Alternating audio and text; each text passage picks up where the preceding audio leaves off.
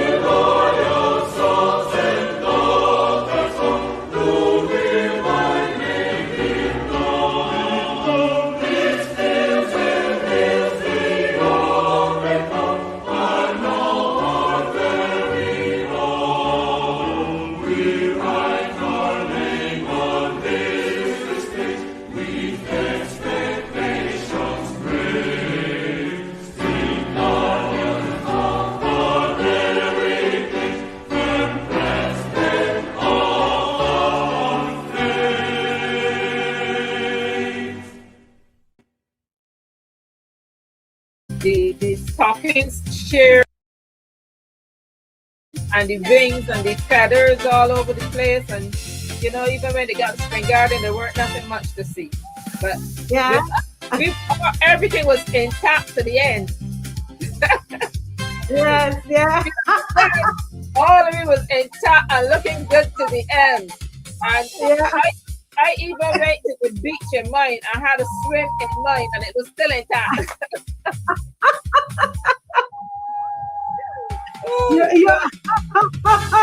You went to the beach afterwards?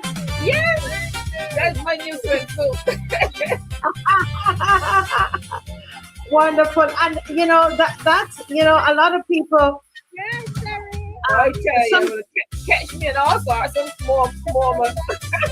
Yes, but you know, this is gonna come court with the wings no longer. You were having a ball. Oh yeah. And you know, a lot of people tell the people what happened after when we got to Spring Garden. Explain to them what happened, because sometimes people think we are just down, we're there and we're mixing up with everybody, and you know. This is just it, because I didn't even know about that aspect of it. I didn't know what was gonna happen. You know, as I said, I thought y'all were gonna stop by Brighton, and then that was the end of it.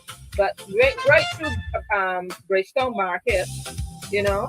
So you get to see all the stars and everything as we go through. The people were very pleased to see the group as well, still engaging, you know, the crowd. And then when we got to the bottom of Fontebelle there, the most we saw of any band was that connection between the crossroads, when we just went there by Kensington, and then we were gone from it.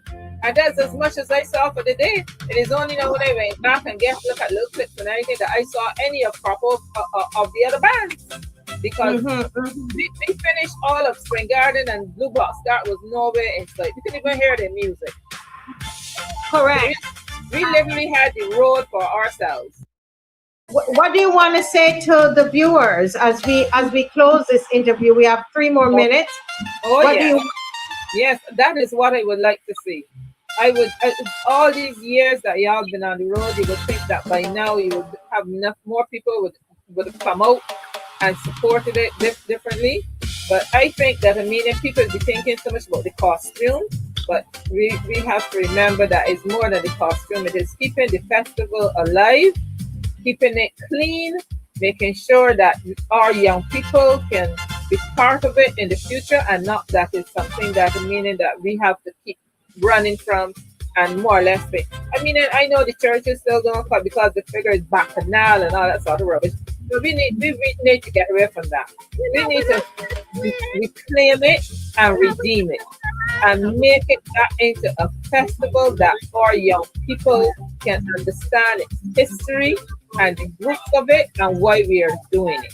Okay? And I think that the church needs to stop blaming it and calling it all other things, and then themselves start being representatives of it, because the church is in everything in this island. People go to all the different workplaces, they go to group things, they go to sport meets and everything.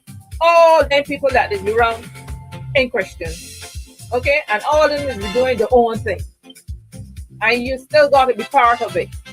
Okay, but you behave how you know to behave, and you've been an example to those that need to be an example to. Okay, so I don't understand why it is that this particular event gets so much hassle where that is concerned. I have seen how y'all have used the experience tank and how people have gravitated into all the other tanks, and I see people that you never thought would be Christians and same thing have come out and doing better now for themselves. You understand? Because there were those that were criticized to the point of tears. I used to hear the negativity of why Christians singing calypso, why they want to have a tank, you know, and all of that went down. And look, 20-something years down the road now, look what has happened. You know, meaning most of the calypsos are clean calypsos. You know, they're calypsos that you could sing. You know, and people can get historical fact. I remember when they used to use the calypsos even at university for history, you know, because a lot of it is filled with history. And I don't know, our young people don't have nothing. I'm so glad to see the little young lady, you know, I hope that the soca part of it they can redeem, because the soca we see is going further and further to being nothing. Yeah. It has no creativity in it. You know what I mean? The lyrics are so annoying. The music itself sometimes is just hard for your head. But then again, I get it on, so it might be. But truly, we need to be able to do better. We just need to do better. Well, this is somebody watching here. Titan Reed, Titania Reed. Titania Reed. Yes. And said, God willing, I would like to be part of 2027. Yes.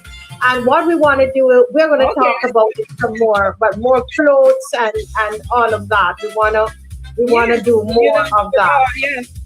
Yeah, I think that is why I did it. And I would really like that people would realize when they see that, you know what I mean? I got nothing but high praise about it. If we do nice costumes that would attract people, showing that you can put them on and still look decent and feel comfortable. I didn't know you could even have on so many clothes and still manage on the road. And the clothes were breathable. The material is breathable material. And as I said, there's no reason why people couldn't come along, and why church people should think that is something wrong to be involved in. I've been a Christian since I was 14 years old. Okay? Good evening, ladies and gentlemen. Good Right. evening. Never stop me from being, a creative person and wanting to be part of. Good evening, ladies and gentlemen. Good evening, boys and girls, and welcome to the Marcia Weekes Show. Today is a lovely day. It's raining. It's been raining all morning. We had a little break at about 12 o'clock, but then it started back again. And we are, nice and cozy at home, everybody. You know what flag this is. You know what flag this is, and you know what time this is. This is the 60th independence. 60th. That's a whole person. 60 years, Barbados, the standing proud, stand up proud. And you know what, folks? For that 60th year, which was actually last year, we're celebrating it now. By November 30th, it will be at 61. All right, we'll be 61. So all of now we're in our 60th year. You realize that? And we're not hearing a thing about it. I was looking at somebody's page, this Facebook page this morning, and that is that guy, Dunksman, and he was asking, has anybody heard anything about the independence, the 60th independence? Has anybody heard of anything? Well, one of the things that we are trying to do here, and I don't know if Dave has the flyer, what we want to put up is we're going to ask everybody to get a Barbadian flag. Come on, get a Barbadian flag and put it up on your home. I got a picture, and I'm hoping to be able to show that picture today. I think if Dave checks the pictures, he'll see a picture there of someone. Last night, I said it on the show last night, and like good Bajans they are. Someone went and thank you so much, Dave. Thank you, Dave. I wasn't sure you were going to see it. Someone went and put the flag up on their home. And so that's what we're asking, guys. All of you watch it. Sometimes we the next day you see about 5,000 watch the show, 4,000, 6,000, sometimes by a week and 9,000. If all of us could begin to do that, we could start a trend. So we are actually in our 60th year. We don't need to wait on November 30th to do it. You're going to get a flag, right? And you're going to put it up. Go online, and we're going to spend some time to talk about what you need to do in order for the flag, for it to be erected properly, etc. But get a flag. It doesn't cost a whole lot to get a flag. Yeah, it doesn't cost a lot to get a flag. Go get a flag. Come on, guys. You all like to see it fly in the wind? This is such a beautiful flag. I am telling you, it's a beautiful flag, and it stands out anywhere. And so we as Barbadians, we need to be proud of the flag. Don't let anybody tell you not to be proud of the flag. Some people are saying, oh, that's the trident in there, and it's a broken trident. That's what you learned in school. This is a broken trident. All right. And you must be proud of the flag. Some people say, well, Marcia, I don't want to fly this flag because I don't like what the government is doing. We have to be able to separate what the government is doing from our country, the country that you know and you love and you are born into. Do you understand? It has nothing to do with this Mia Motley. You loving your flag and flying your flag high has nothing to do with this Mia Motley government. What are we saying? Whether or not this government flies this flag high, every Barbadian will fly the flag high, regardless of party. This flag you see here has nothing to do with the BLP, nothing to do with the DLP or any other party in this country. This is our flag. This is our flag, and we are going to fly it high. I asked the question last night, how many of you are going to fly this flag high? And just a few of you put up your, gave me a thumbs up. And I thought, I'm going to start with this tonight, and I'm going to keep on it until we begin to believe it. And I just love the way this flag, anybody else love the way this flag is moving in the wind? Let me raise it a little higher for more effect. I just love it. I just love this flag waving in the wind. And I want to say to Barbadians, let no one tell you not to be proud of your flag. There's nothing wrong with the flag. People are sending me so, oh, but they need to, this is not right, and spiritually, come on. This is your country. This is where you are born. Don't let anybody come and tell you all kind of spiritual hocus pocus about your flag. I call it hocus pocus. This is a broken trident. So don't tell me anything about no sea god and all of that nonsense. All of that is broken. This is yours. These are your colors, and these are your flag. And this is your flag. Fly it. Honor it. Be proud of it. Put it up at your home. We are in the 60th year. The year is almost done, and we have not celebrated. We're in the 60th year. On your cars. You see in the picture, it's on the car. At your business. And thank God for Mr. Glenmurray, who tells me this. I kept saying blue, but he says ultramarine.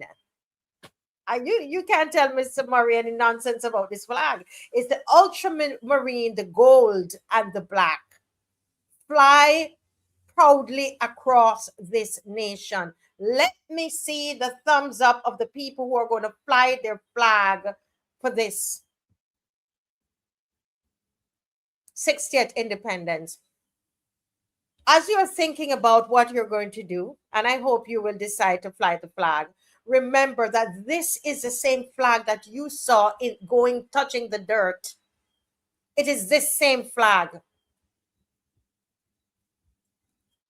It is this same flag that you saw touching the dirt in Ghana.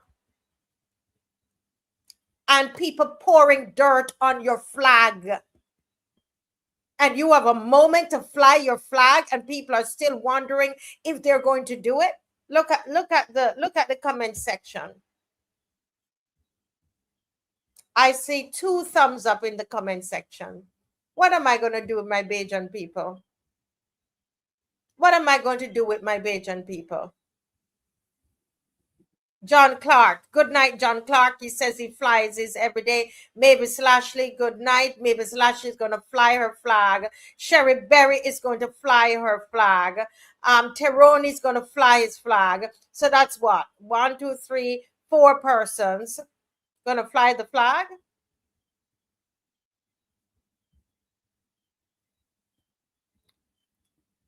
Folks, I know you might not feel the best about your country right now. You don't like the way things are going, but your country is your country. You have to separate that from governments. You have to separate that from parties. And I will keep at this for a little bit. Wow. Oh my. Come on, guys. I know yours is flying. I'm a big girl. If your husband permits and you can send me a picture. Wow. So that's about 6 persons, 7 persons. Isola is going to fly. And you can fly your flag in the US, in Canada, in the UK. Again, 60th year was last year. We are in the 60th year right now. Okay, so we have to do something.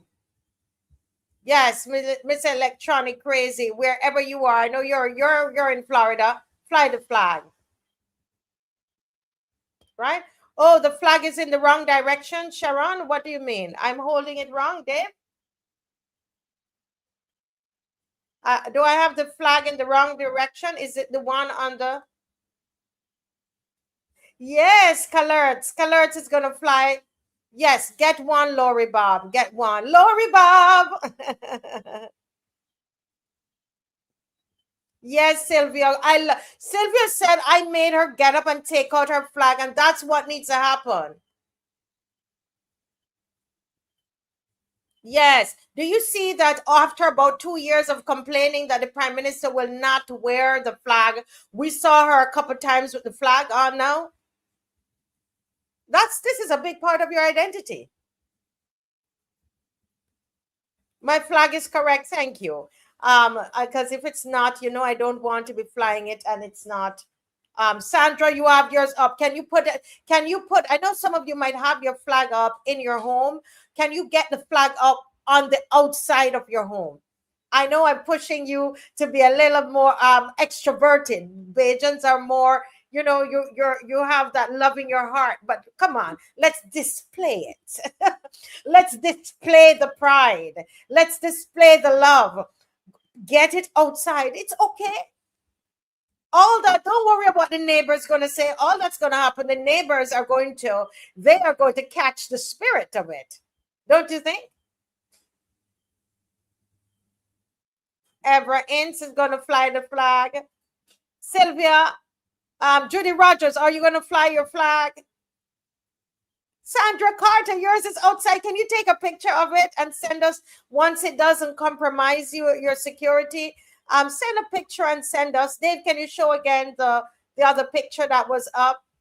I'm taking this whole time talking about this flag because I know there's something to this, guys. A lot of us were waiting on the government to have the 60th independence celebrations. Today, I saw Rangate, I call him Rangate man, Dunksy.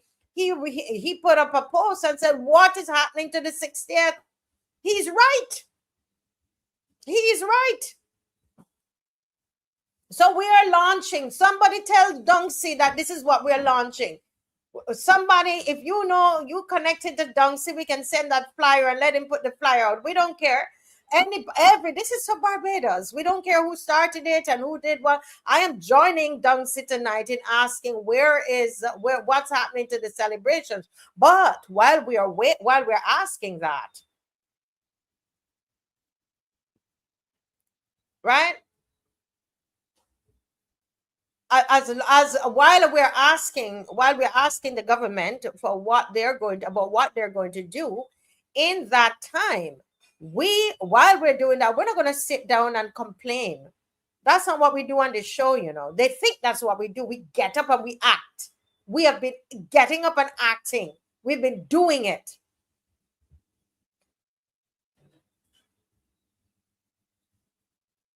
Yeah. Are you, first wizard, you're saying most Bajans will be, are you going to do it? The question is about you. Sharon, don't tell me about the drivers who normally do it. Are you going to do it? Judy Gills.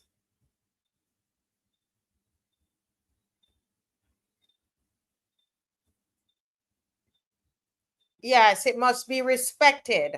And people will respect your flag when you have to respect your flag. And that is why people were so upset about what happened in Ghana. When we saw the flag go down, they can't tell us. And nobody was punished for that.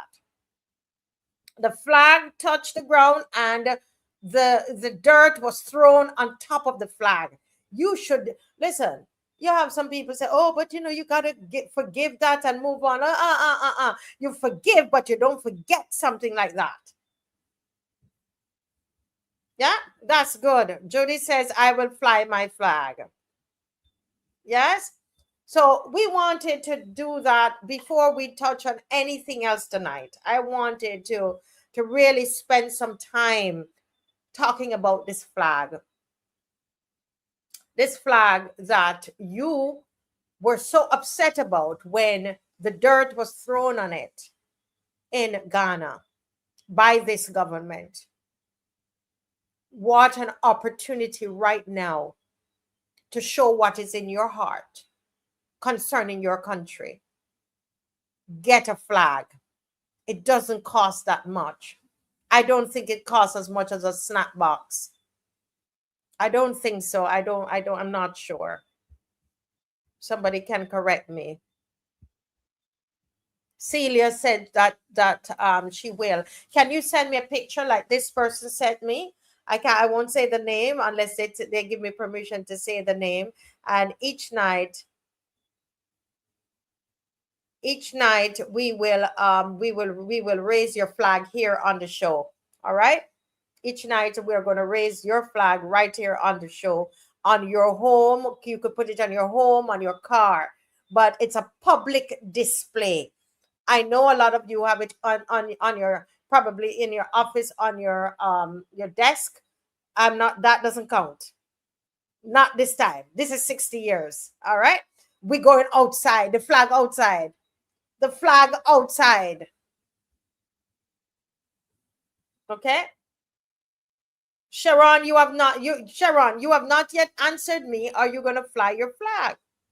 You are telling me that flag on the house is hung wrong. Are you flying your flag? This is about everybody, each of us. It's not about me and Motley right now. You understand? It's about you and me. It's not about the BLP government. It's about you and me. It's about our country. This is our flag. Yeah? And there should be nothing that any government does in this country that causes you to be so upset that you don't want to fly the flag anymore. We have to separate them. That whatever the government is, whether it's a DLP government, a BLP government, separate them out, separate them from the country, from your nation, from the flag, from the emblems. Those are ours. Yes, Lucinda.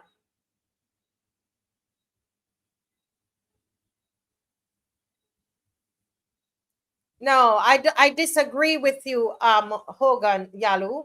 I disagree with you. She does not have the power to desecrate the flag. She does not have the power to desecrate the flag. If you believe the flag was desecrated, pray over it. But there's no need to redesign a flag. That's not, I don't agree at all. I disagree. That's a point of disagreement. No. Not that powerful. You see, you've got to understand, not that powerful. Not that powerful. Yes, she's not that powerful. Believe me, not that powerful. To close off this segment, this is the trident is broken, Saul. And I'm going to fight with you all on this, because this national emblem, people come with all of this hocus pocus. There is a trident on it, but it is a broken trident. If you can prove to me otherwise that this is not a broken trident, well, prove it. It's a broken trident, and the symbolism of that is that what you think that a trident has, it's broken over this country. I will not accept that. Look at this Jamaican fighting these Bajans about this flag. Oh yes, I did my research as soon as I came to this island 20 how many years, Dave, remember? Years ago, I did my research, and that's how I know. That's how I know. I did my full research when I came to this island. I've done my research. It is not the full trident. It is a broken trident. No, there's no need to dig any deeper, because I'm not going off into hocus pocus. All right. This is the national flag. There must be respect for it and an understanding. Do you think that everything is correct about Jamaica? You think everybody loves everything about Jamaica? No. But you see, when those emblems are raised, everybody put everything aside. And there's nothing that anybody should come to tell you about your national flag for you to believe.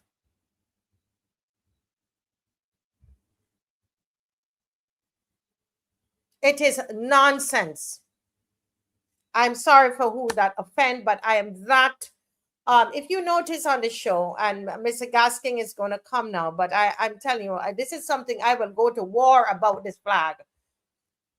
Listen, you notice that 99% of every show we have the flag. The flag is displayed on the show. The anthem is played because we respect the emblems and we understand who we are.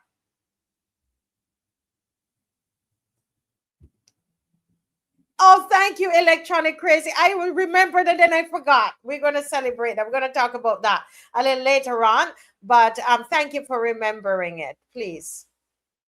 All right. Well, we have with us a very fine Barbadian, very well accomplished, well researched, and I love to meet these Bajans. They are the seniors. I love it because they are so full of information.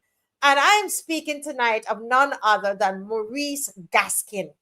And I have not been on the show with him for could be about 3 weeks, and I really do miss that. But almost every day I hear his voice in my head because I'm either in the garden, I'm always outside, and then I remember what he's saying. Even today, I saw the mosquitoes, and I'm going around trying to find what do I have here that might be causing these mosquitoes. So I am so privileged, and I believe you feel privileged to have Mr. Maurice Gaskin, a very proud Barbadian, and I'm sure flying his flag very high. Welcome, Mr. Gaskin, once again to the Marcia Weekes Show. Thank you very much, Marcia, for your very interesting introduction. I'm honored. Yes.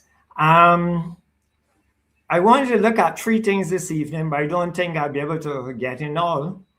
Since we began the show with speaking about Popova, I just want to walk viewers and listeners through the preparation behind Popova.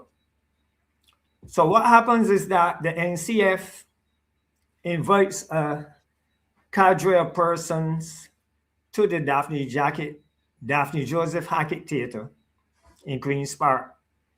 And police, fire service, the sponsors, NCF, Ministry of Health, Transport Board, soldiers and so on, the protective services. And we meet with the vendors there. And, Yes. and there is normally filled with over 300 vendors. And we in health always let them know what we expect of them during crop over events. I think the Ministry of Health don't get enough credit for what we do because you had 10,000 revelers in bands and then about 30,000 persons on the road. And today is the 2nd week of crop over. And we have not heard of one single food poisoning in the country, which is really commendable. Over 40,000 people on the road eating and drinking. So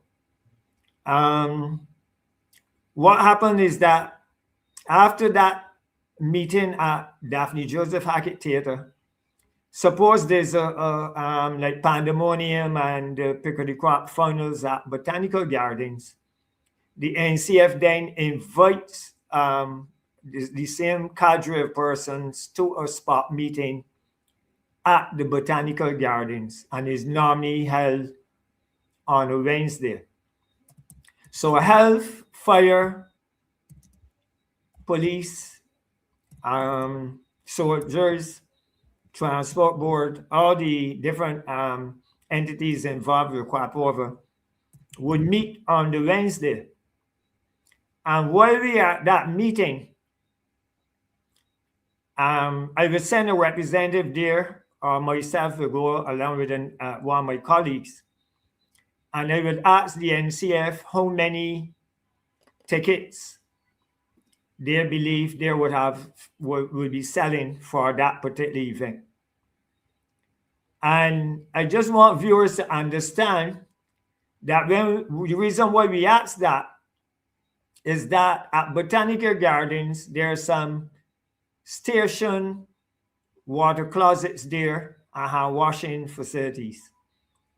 But we all know that a show with 15,000 persons, those toilets that are there, which is about 40, would not be able to accommodate the vendors and persons attending the event. So based on those numbers given to us, 10 to 12,000, we then let them know that we need at least 80 chemical toilets for females and 60 chemical toilets for males. Okay. And the reason for that is that we do not want when persons at the show to going around urinating and defecating around the gardens. Somebody may be watching or listening and want to know how did I come up with this 60 and 80. While I was at the community college, I was told that for every 75 females attending an event, there should be one water closet. So hence, one chemical toilet for every 75 females and one chemical toilet for every 100 males. Okay, so they've worked it out to a science. Yes, to a science. And somebody may want to know why is this, there's a difference between male and female. Of course, males could use urinals. Females don't use urinals. So whereas a lady going to a bathroom, you have 4 or 5 men at a urinal at the same time.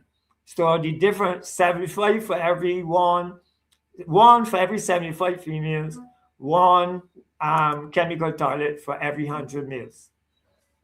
Right. What I also want persons to know is that on Tuesdays, we in environmental health, we do water sampling.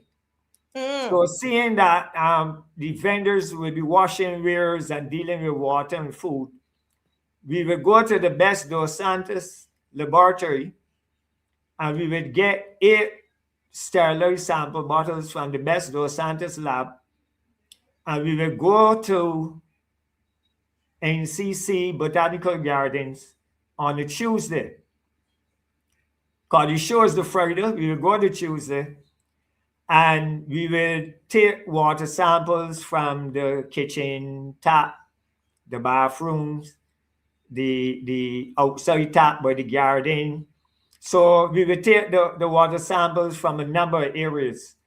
And the reason for that is that we want to send the water to the lab to see if we're getting residual chlorine, because sometimes the water leaves the reservoir and by the time it reaches botanical, the chlorine may become depleted. So we want to know if that chlorine, residual meaning you have enough chlorine and some left over to help to help sterilize the thing.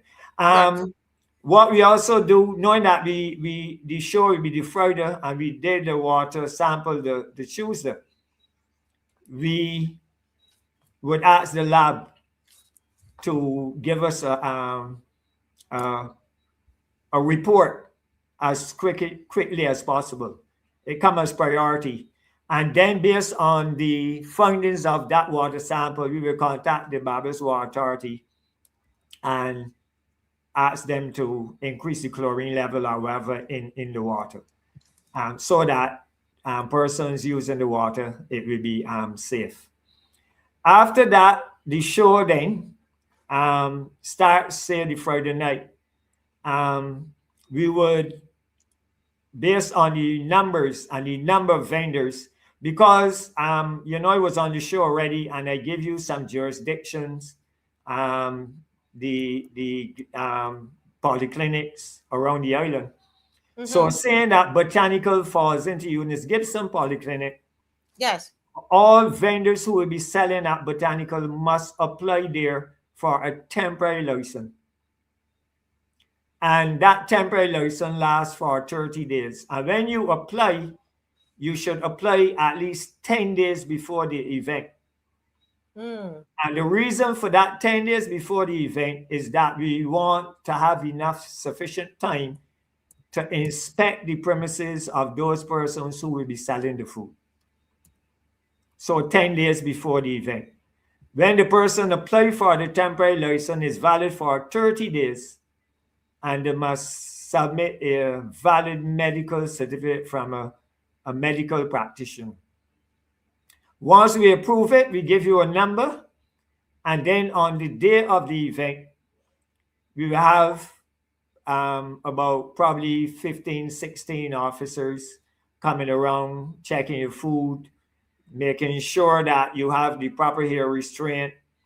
You should not have fingernail polish, should not have on short pants, should not have arm out shirts on, and you should not have on slippers, and you should not have on any strong perfume. Because when you're barbecuing and so on, the heat extracts the smell from the cologne onto the food. But someone is saying here, because you and I discussed actually, and I didn't get a chance, Mr. Gaskin, to let the audience know that you can ask any questions. Any questions. Any questions. It might have been topics that we, he covered weeks ago. Yeah, any topic. Any topic, mosquitoes, bed bugs, anything. Whatever. Right. But somebody's saying here, that Andrea Moore says, in my opinion, those toilets are unsanitary. They're suited to be used where there are limited people, not so many people. What do you think? For example, when I went to pick at a crop, I really tried my best not to go into those bathrooms. One, it's dark. Where the bathrooms are, it's dark. You can't see inside. You can't, so you don't know. And I mean, I was there for so many hours. Eventually, I had to go, but I dreaded it, really. And sometimes they're really nasty. And sometimes they might be clean, but how clean can they really be? I mean, some lights would be good. But what do you think of what she's saying here? Well, the caller is, I'm glad the caller the person asked that question. I forgot to mention that at the site visit, we also have the persons like Alco and the different persons who supply the chemical toilets. And we always insist on them that every half hour they should have a maintenance person to clean them. That is what should be done.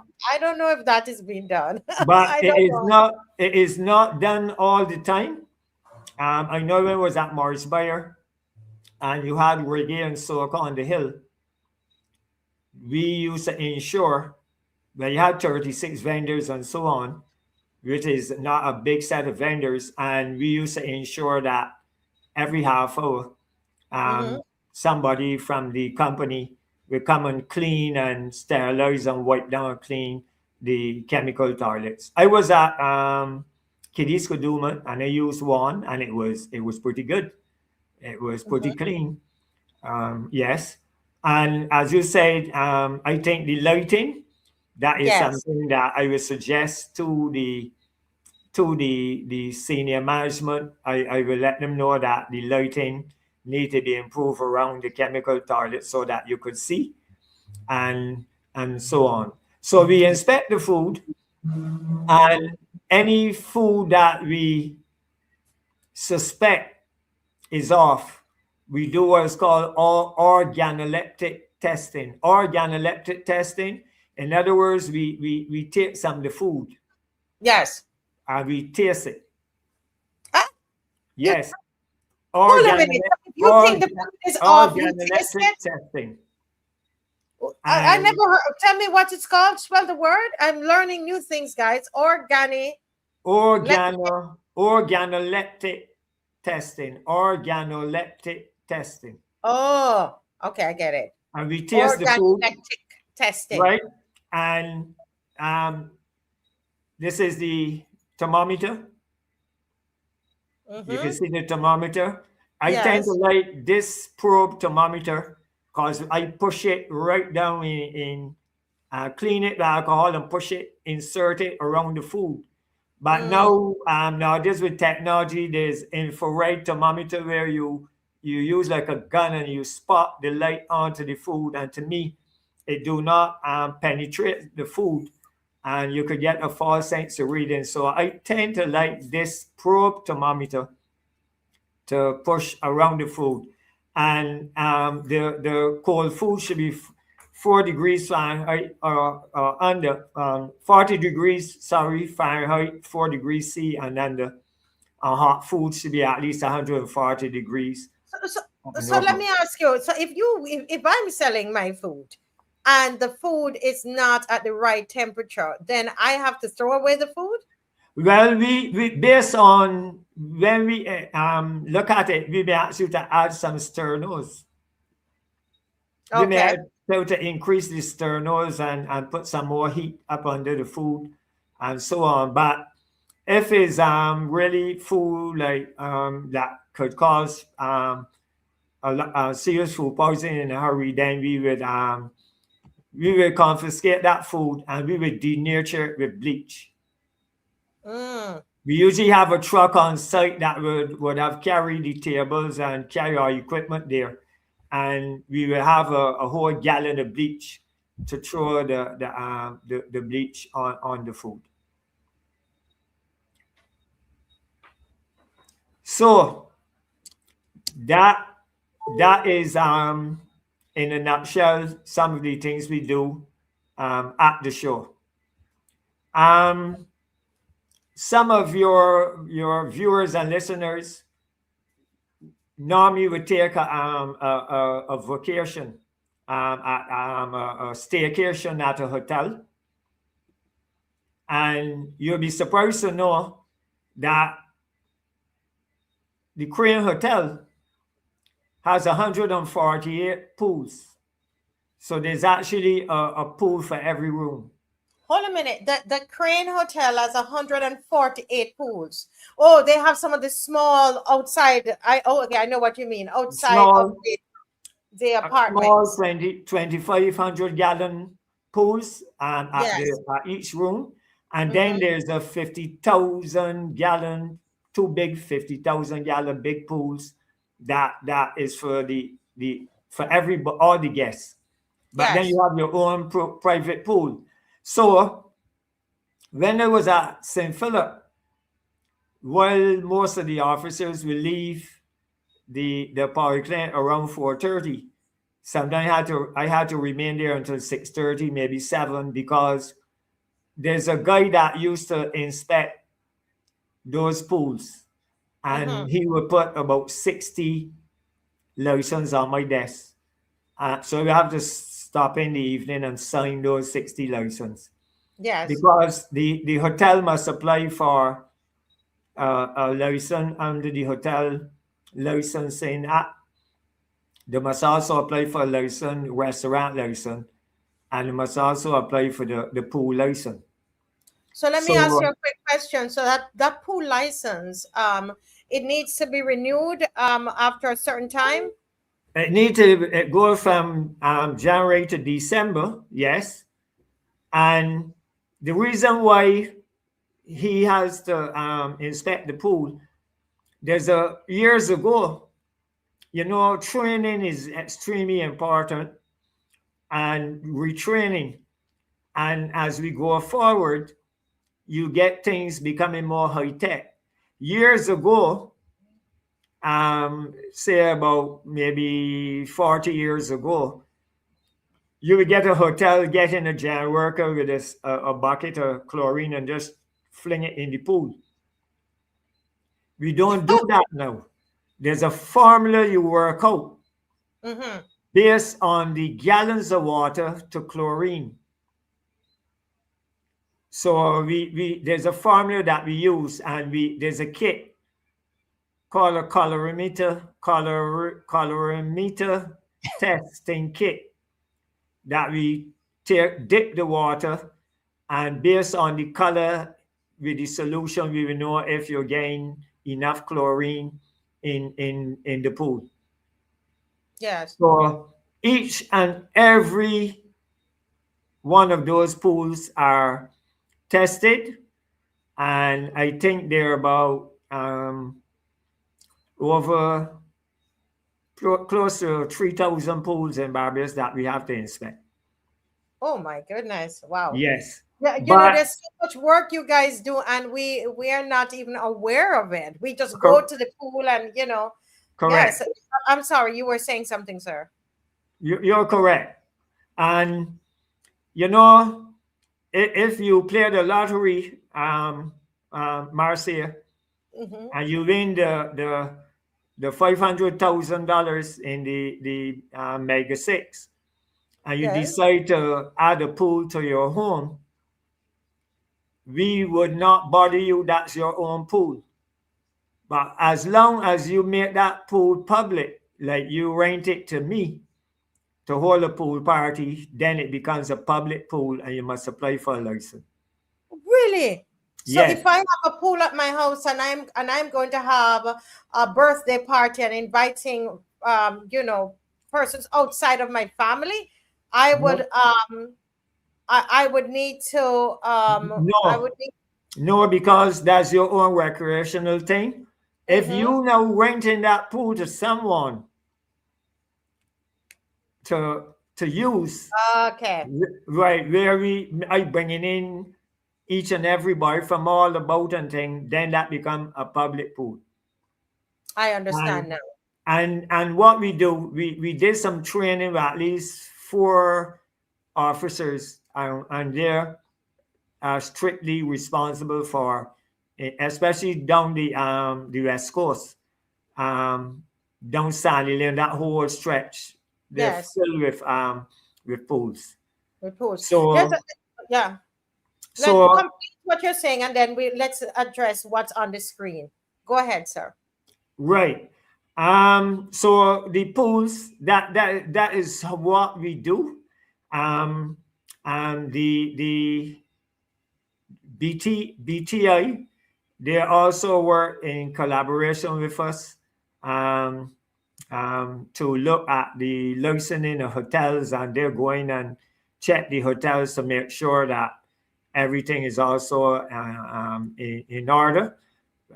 Because we as inspectors, we deal with what you call intersectoral collaboration. Yes. When I talk about intersectoral collaboration, one entity cannot do everything alone. So we have to liaise with MTW, who deal with the drains and wells on the road. We have to liaise with Environmental Protection Department, who deal with removing derelict cars and houses. We have to deal with land tax to give us information on who own vacant lots that we correct them. We have to liaise with Sanitation Service Authority in case we want to do a cleanup in the district and remove back refuse. So we have to deal with NCC, who have equipment that if we want to clean up some places and so on. So that is what we do. And as a junior officer, remember that we used to meet at a polyclinic every month with all the different agencies, land tax, MTW, the police, Sanitation Service Authority. So you could go ahead then and ask me. Yes. This person is saying, good night, Mr. Gaskin. Do you all do an inspection of the stalls at Q in the community? Because some of those food vendors are not complying with what you are saying. I don't know what if the person could be clearer in what are you seeing the food vendors do at Q in the community? Owen Hines, if you can be a little clearer, but go ahead, Mr. Gaskin. Okay, to address that question, you know, all these, I was at a church and went to do a lecture, me and a guy, and I began by saying, if anybody have any questions, they could ask. And a gentleman about 75 years old said his first question to us, when I would like to know when you're all going to do some work for the government money. And I found that to be very insulting. So I had to spend half hour explaining what we do. And at the end, he said to me, I want to apologize to you on behalf of myself and the church. I did not know that y'all do all these things. I say that to say, Q in the community usually put some pressure on us in terms of our staff. So every Thursday, wherever Q is held, 2 officers are deployed to that Q. So what we do, we let 1 officer go in while the food is coming in, because it usually starts at 11 o'clock in the morning. So 1 officer will go and check the food coming in. And then that officer will leave. Another officer will come and work until about 4 o'clock. And then the 2 of them will work together inspecting the food up until about 8, 9 o'clock the night. And officers are at every queue. I myself have worked there at the queues. But the person who is asking the question may have seen something that probably went at the queue while we were not there or when we leave or something like that. But 2 officers are deployed to queue every single Thursday. And sometimes, even though the organizers have to pay the inspectors and the police, sometimes it's be very difficult to get an officer to go and work at Q. And, you know, sometimes management have to step in and deputize to go and work at the queue. I myself have worked at several queues already. But I have found most of them to be good. 98% I have found to be good. But we're oh my God, this is we have 2 more minutes or 3 minutes, because I think I took a minute of your time. I want to ask you, let's talk about the circus.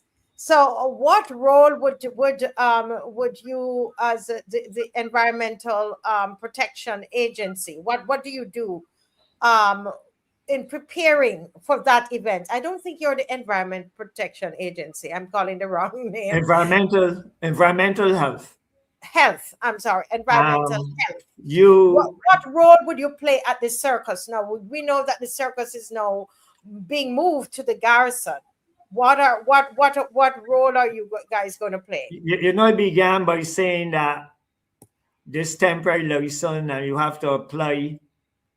There should have applied to the Eunice Gibson Polyclinic to set up. Come under the building regulations and so on, where they're going to set up. Probably they did not do that, because when they went ahead without seeking the permission of the inspectorate and set up in a water zone area, obviously you have any animals at the circus. No, they don't have any animals. Or don't have any animals. No, no animals. But you look at being set up in a water zone area and not having adequate supply of water and that sort of thing. So that is something you need to seek permission first and have guidance on what you're doing. And I think that is how sometimes they will have fallen down. But at the garrison, there should be, well, it's not a zone 1 area. No, and, that'd be like zone 3 or zone 4. Yes, and they're accustomed. We're accustomed to doing events there Right. um, Correct. all the time, all the Correct. time. So, Right. but some people want to know what's the difference with, because there have been events they're saying be held in that location, local events. What's the difference between the local events that were held in that area and the circus? Why would it be said that the circus is in a zone one area and other it has not been said of other events? That's a question we got last But night. but but of course, other events there, as I say, you have the chemical toilets. You have the Barbados Water Authority coming around and setting up water stations. Mm, Yes, I forget to mention that. You usually get about 20 or 30 the water authority going and run some temporary pipes and set up some water stations. And mm-hmm. the toilets, the chemical toilets. So, and that is what happened. And we give guidance as to what they should do and shouldn't do.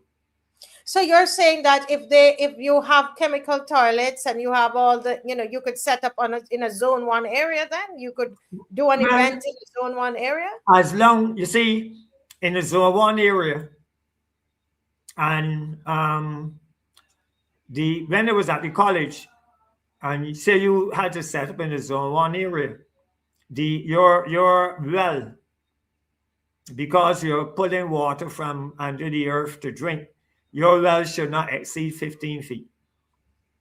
And you must have a well and a septic tank. A zone 2 area now, no more than 20 feet, and you must have a septic tank. But I, So, I, I don't want to, I know we don't have much time, right? But I want to ask you this question. It's along the same, exactly what you are describing here, discussing. But what about the geriatric hospital? I don't understand that, because what you're saying is what I understand about the zone one, zone three, zone two. But what's going to happen to that? Isn't that built on a zone one area? yes, but in terms of the toilet facility, the wells and septic tank, as I said, the depth of those wells, there are going to be considerable amount of wells to hold the sewage and a considerable amount of septic tanks. You see, when the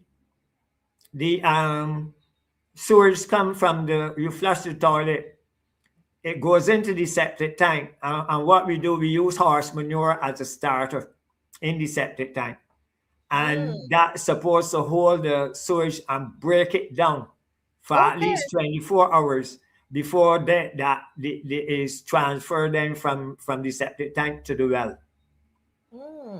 I didn't So, even know so that. as long, and there's also a something called a filter bait. So as long as you using the well, adequate wells and septic tanks, you could do that. You could do Yes. that. But well, it's interesting, because I wonder why they would, if okay, so you're saying the reason that it's designated as zone one area is that you can build there, and Yes. but in terms of your septic tank, The it has to septic tank be, and your wells, and the and wells, they would and have to be a certain the feet down, depth from where you dig down should not exceed 15 feet. should not exceed 15 feet. But so why were they stopping? There's so many questions I have on this. Probably it's not the night to ask it. Why was it, there are people that I know that have land, and they were told that they could not build an apartment on it because it was zone one, and because of the water table. So what's the difference? Why couldn't they But build? but since then, a lot of there were some changes to some of the zones. Right. I know there were some changes to Yeah, they some of the changed it zones. about 5 years ago. Yes, This there is were some understand Pierre changes, Bradshaw. right? That's the point I'm getting at, where those changes were made. But we will we can I have a lot more questions on that, but the time is things somebody's asking Somebody here, should nurses wear gloves when taking blood? I don't know if that's your area to answer. Yes. I go to the doctor, you go to the nurse. They're using gloves and so on. What I forgot to mention is that the reason why we also do the water sample is that once you have a house and is not being used, and that water is standing there in the taps, and then you Yes. go in and start to use it. There's something called Pseudomonas, Legionella disease, and streptococcus, or the swimming pools. Yes, I know That about is that. why we put the chlorine in the swimming pool, because if I go in the swimming pool and I'm blowing my nose and snot and thing coming from my nose and going to the pool, and we do not have adequate amount of chlorine in that pool, and then you go in that pool and you bathe, you would pick up that virus from me, and it affects your throat and your skin. Streptococcus disease Yeah. affects your throat, affects your skin, and so on. It could cause meningitis and affect your lungs and all that sort of thing. So hence that is why we inspect the pool to make sure that the chlorine is adequate. And Yes. if you have a house, you should be running the water periodically, because as long as the water sits there, Pseudomonas then step in, you get this algae, because it like moisture and dampness and so on. So those are the things that we will look at and do. Yes. Well, it's always you're always learning something from you, as I said at the beginning, and tonight is no different. Thank you so very much, and I trust, and I know you told me that people see you all the time, and they really like the program, right? After last night. After last night, I was shocked. I see so many persons in town that I did not believe and watch the show and listen to it. So many persons. And they have said they have learned so many things Yes. from the show. Yes, they So, have. I know I have. I know I yeah. have. Well, thank you so very much. And once you're here, we have you for keeps. Okay. No Yes, problem at thank all. you. I'm always Yes, willing. yes. Say hi to your family for me. Thank you Sure. so Thanks much. very much. All right. Yeah. Thank you for doing a great All job. right. Thank you. Yeah. God bless. Bye bye. That is Mr. Maurice Gaskin, another proud Barbadian. Aren't you proud of him? At his age, he's remembering all of this organoleptic. I learned a new thing here. Organoleptic testing. Oh, Lord. Whenever he comes on, I'm always learning something new. And I love that. I love learning. That's what we do here on the Marcia Weekes Show. We educate, we motivate, we mobilize, we agitate. It's Emma. We haven't said that in a little bit, but we're doing it, right? Well, folks, the fire station.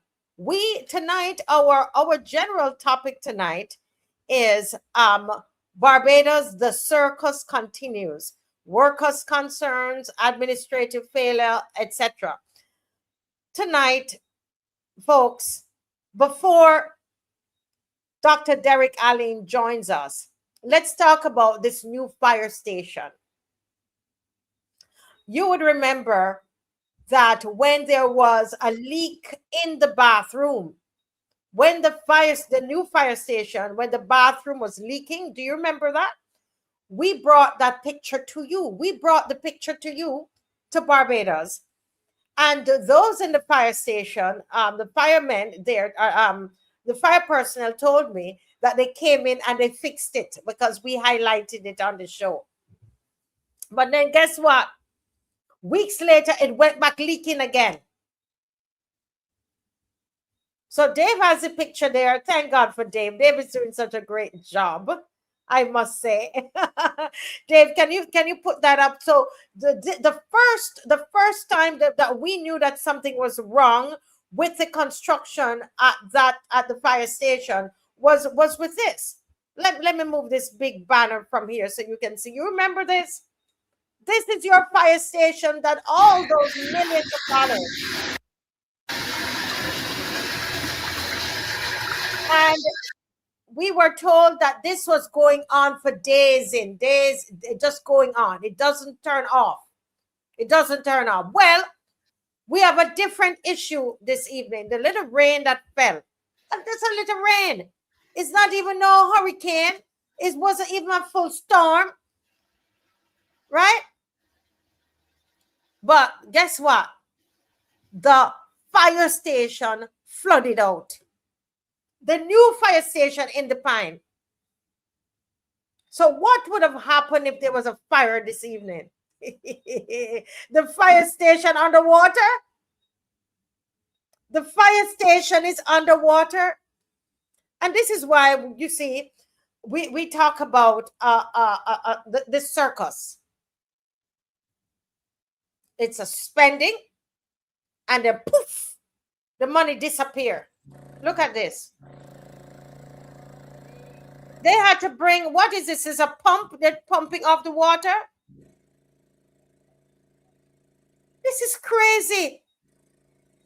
Who are the structural engineers? Who are the engineers? Who are the architects? And sometimes this is what happens when you give your friend the contract. When it's your friend that has the contract. Look at this. This is a new fire station. So you're telling me when that it's not operable? What would happen if there's a fire? What happens if there's a, you have a storm in a storm? All kinds of things happen in a storm. As somebody says, quick, fast, and in a hurry.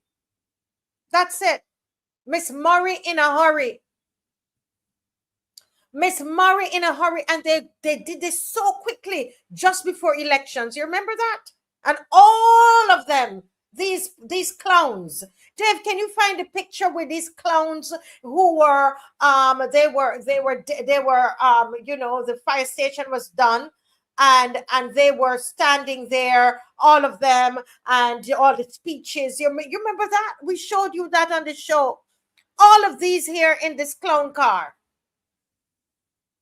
And that was just before elections. And look at it, it is flooding. All of your money, that's why we say, we see you today, gone tomorrow. You see the money today. Right? Abracadabra. Money's gone. Gone. The fire station look pretty. You pass there, it looks wonderful, doesn't it? On the outside, it looks good. Who is the contractor? Who is the engineer? Why would a flooding? That's not a lot of rain. This looks like the pool that Mr. Maurice Gaskin was speaking about. This is a pool. The environmental health people need to go check. This is a pool. The fire station has a pool.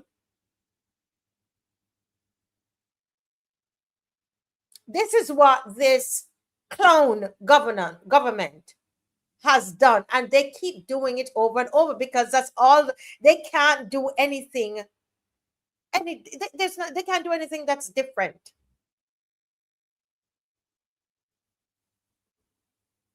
You think this was rain? This wasn't rain. Look at the clowns here. Look at these clowns here. Look at them fooling Barbadians. Put by that picture, Dave, to show them. It's a disgrace, and they're cutting ribbon. Look at that. Everything that they do is fake. When can they do something good? And I must say that the Garfield Sobers, his funeral was planned well. And I'm saying, if you could plan that so well, why can't you follow the details and get the other things done well? Yes, so she did a great job, Senator Lisa Cummins. I thought it was very well done. I was told that normally you have a book with like a protocol book and you follow it. Well, she followed it well. And we say kudos to her. But what about all the ministries? What about all the different projects?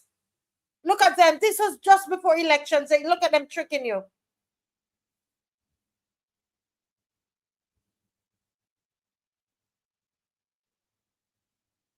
Somebody said free water to fill up the water truck for the fire truck.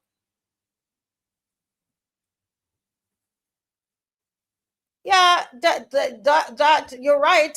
They went to the fire to put out the fire on Wellington Street, and there was no water. I know because the people told me. The people in the community, I went down there, and those guys, they told me what they had to do and to help them to turn on the taps there, the hydrants. Well, that's what happens. Oh, Fred is saying there, Fred, Frida Brown, you're saying that, I was wondering about that, there was a pond before the fire station went there. And what was wrong with the fire station in town? Back to that. You see how they're self-serving? All they're trying to do is to leave that area. Everything town, that's for them and their elitist friends and those that are going to buy up the apartments. And they're pushing us on the interior. We are going to keep saying it until you understand it. They're going to keep pushing us in the interior of the country. That is what is happening. All the services for us, the little black people, that is us. And so they just went and I don't know what they did. Did they do any kind of environmental study, whatever? Was it a pond there before? Somebody said it was a pond there. Dry weather government, dry weather fire station. Correct. Will this happen every time the rain falls? Well, just a little bit of rain. That's not a lot of rain yet because we were in a flood. Was it a flood watch or flood watch? And look at this.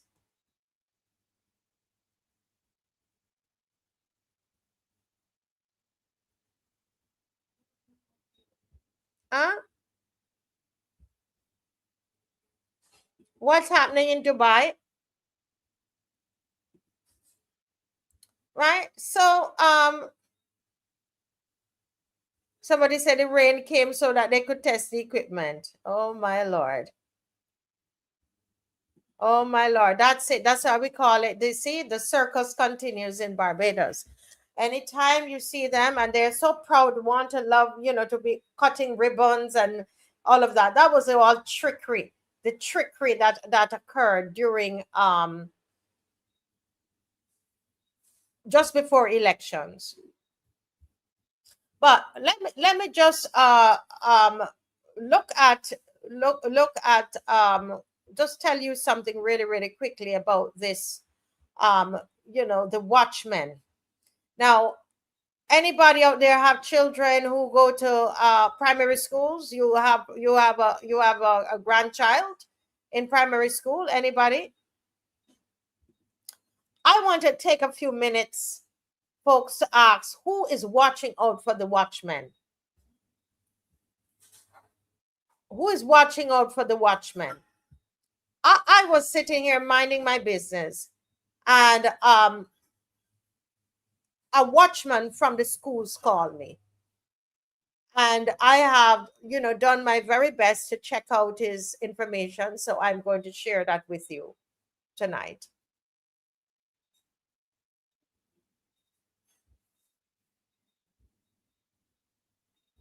Tonight we're talking about watchmen, men who are responsible for securing our government schools.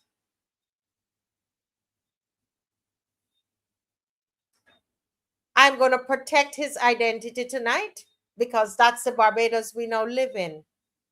Everybody is afraid. One little lady, she's 80, about 80. I can't call her name at all. And she says, I love you all, but I can't come close to you. And I don't even want to talk to you much on the phone because you know it's you. And I don't want to come near you and your husband at all, at all, at all. People are just afraid in this country. So I'm going to protect his identity tonight. But his story, I believe the story deserves to be heard. The watchman is saying that a minimum wage adjustment that should have affected his pay has still not been properly reflected in his paycheck. And according to him, he's not alone. He's saying that watchmen across Barbados, watchmen in the school system, watchmen who are watching the schools in Barbados, both at the primary level and the secondary level. He has contacted other watchmen, and they have reported that they too are still waiting on the adjustment. Now, you would remember there were two adjustments that were made in the minimum wage because they're government workers, but they're minimum. They work at for minimum wage.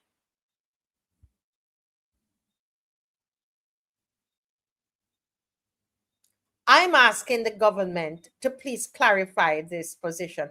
If the watchmen are supposed to be given this minimum wage, why is it that it's an entire year and they have not received any of the adjustments?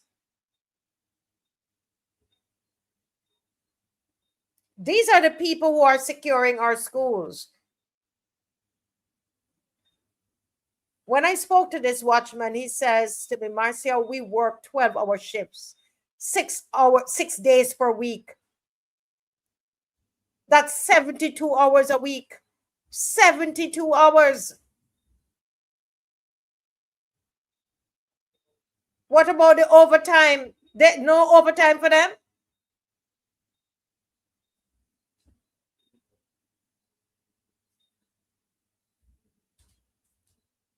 For the watchman, with the waters off, the school may close, teachers go home, students go home, but somebody still has to secure the compound, right? If there's an environmental problem at the school, people may be sent home, right? But somebody still has to protect the property. This watchman told me that even during COVID, when there was the COVID restrictions, the watchmen still had the responsibility for securing the government property.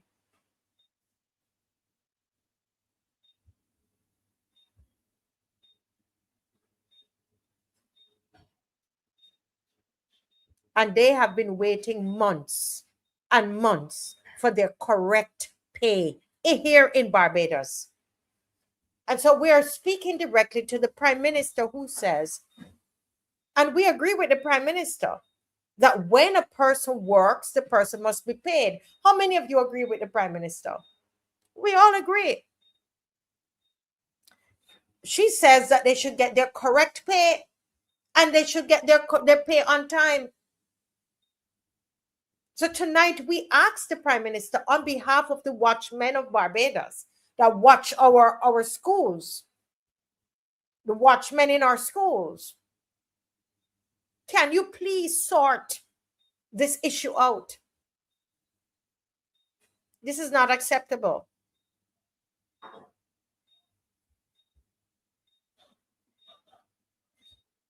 This watchman gave me a story of something that happened to him.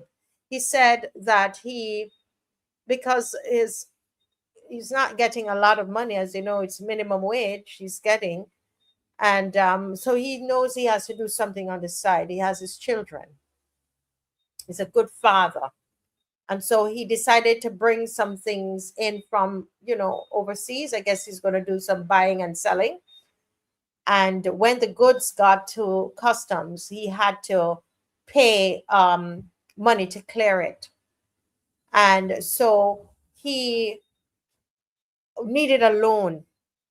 And this gentleman went to try to get a loan, a small loan, and could not get the loan because his salary did not reflect the adjustment, the minimum wage. So he is still being paid at I think it's 9 something an hour, even though everybody else, the prime ministers, they're pointing that finger to all the private sector and telling them pay the people, and she is not paying the people.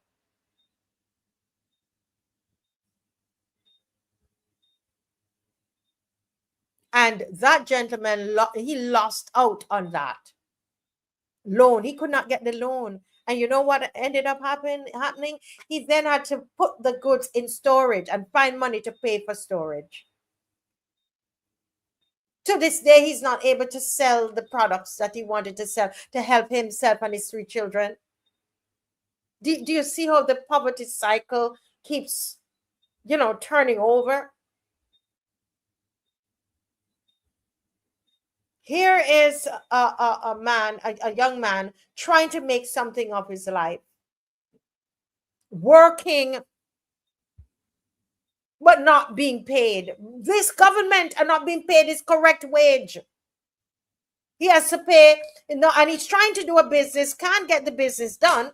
So he ends up having to could not get the loan because his salary did not reflect the adjustment in wage, because they did not get it. It's over a year. So the goods he wanted to sell, he has to put it in storage. More money, more expenses, more pressure on him, the family. Who is responsible? Is it the Minister of Education? Is it Treasury? Is it the minister responsible for the public service? Is another government department responsible? But somebody has to be responsible. But knowing this government, they're going to say it's the other party. They will open their mouth and say it's somebody else, right?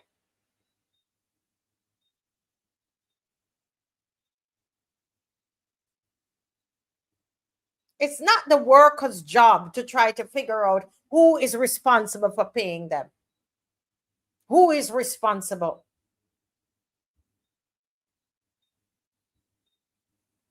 And what we're realizing is that this complaint does not exist in isolation. That's what we're realizing up to today. I'm just checking out the stories before I bring them to you. And as soon as I'm going to put them out. How many of you saw the Ombudsman report 2025?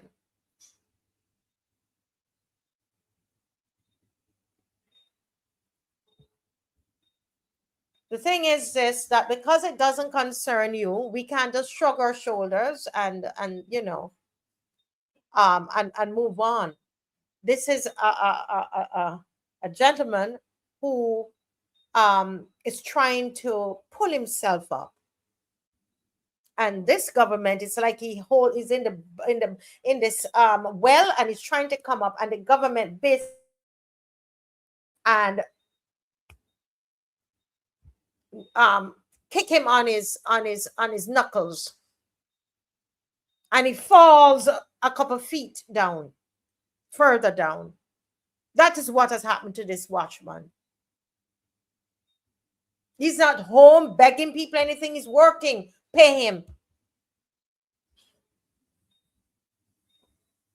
So the questions tonight before Mr. Dr. Derek Alleyne comes is, are government school watchmen entitled to minimum wage adjustment? If they are, what date should that adjustment have taken effect?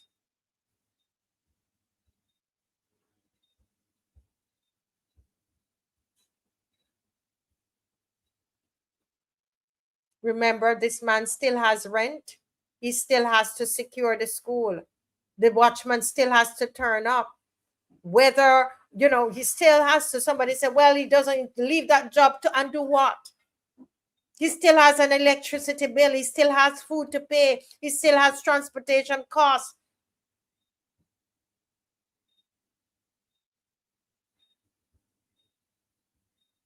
So the question is, who is watching out for the watchmen? Government must do what government needs to do. Very important. There are too many, as Beverly is saying, too many people suffering in this country. Too many. I got a story today, another male, and the men, it's men. And then we talk about mental health and suicide. Some of them, when they call, listen, I literally pray with them. I take the information and I pray with them. There's a young man, I didn't get a chance to, but he's on my mind because I could hear he is so frustrated that call today.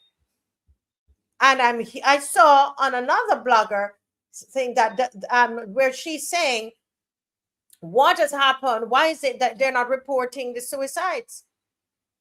And these are some of the issues that would cause people to commit suicide, God forbid.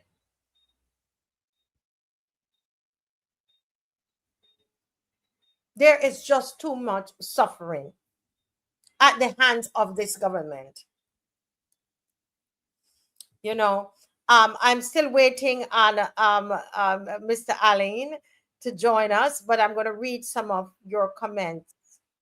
Okay, he's joining us. And while I see his device is not yet connected. And, you know, let me tell you something. This government, this BLP government has just been, I'm going to use a word, and there's a reason I'm going to use this word.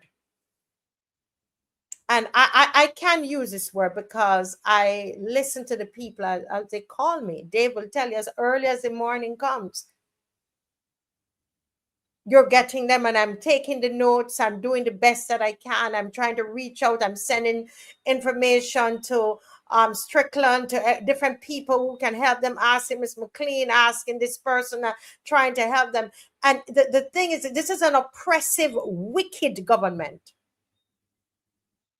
I know you're watching me, government. What we feel from you is it's like a hard hand upon us. You come, and this is how your hands are upon us. You told us that you care, but we don't feel the care. What we're feeling, I know you watch us. I know there's some, you assign people to watch. Go back and tell them what we are feeling is the wickedness of this government. A government that could take up money to just, you build a fire station, open it just before elections, and the fire station is flooding. Whose money is that? Whose money is it? And how much did you get out of it?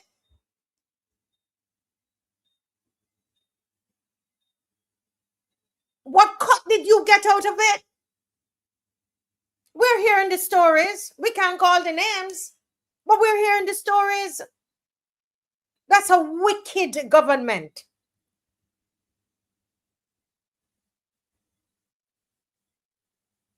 You have these watchmen, they're working, they're doing their job. Why don't you pay them?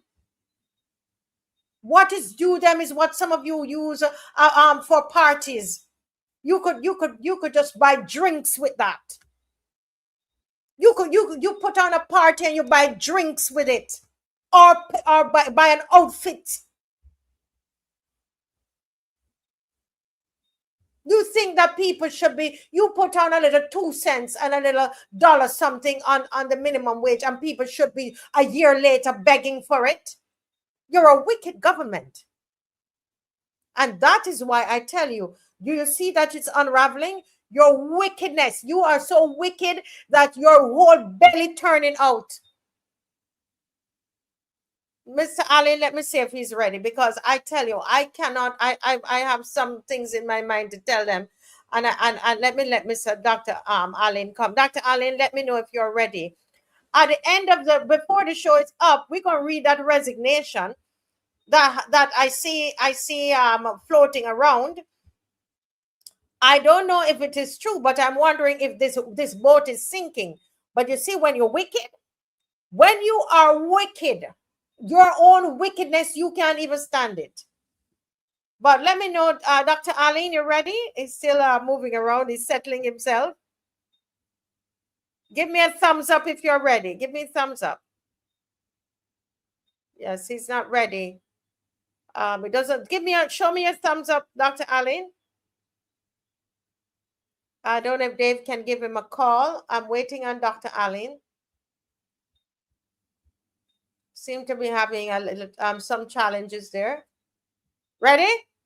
Just turning off the volumes here. So before I came on, we just turned off the television. Okay. I was watching you. I'm watching you. Right, and reducing the volume so that I don't hear 3 and 4 things. Yes. Oh wow. And you're dead center in the camera. I love the yellow shirt.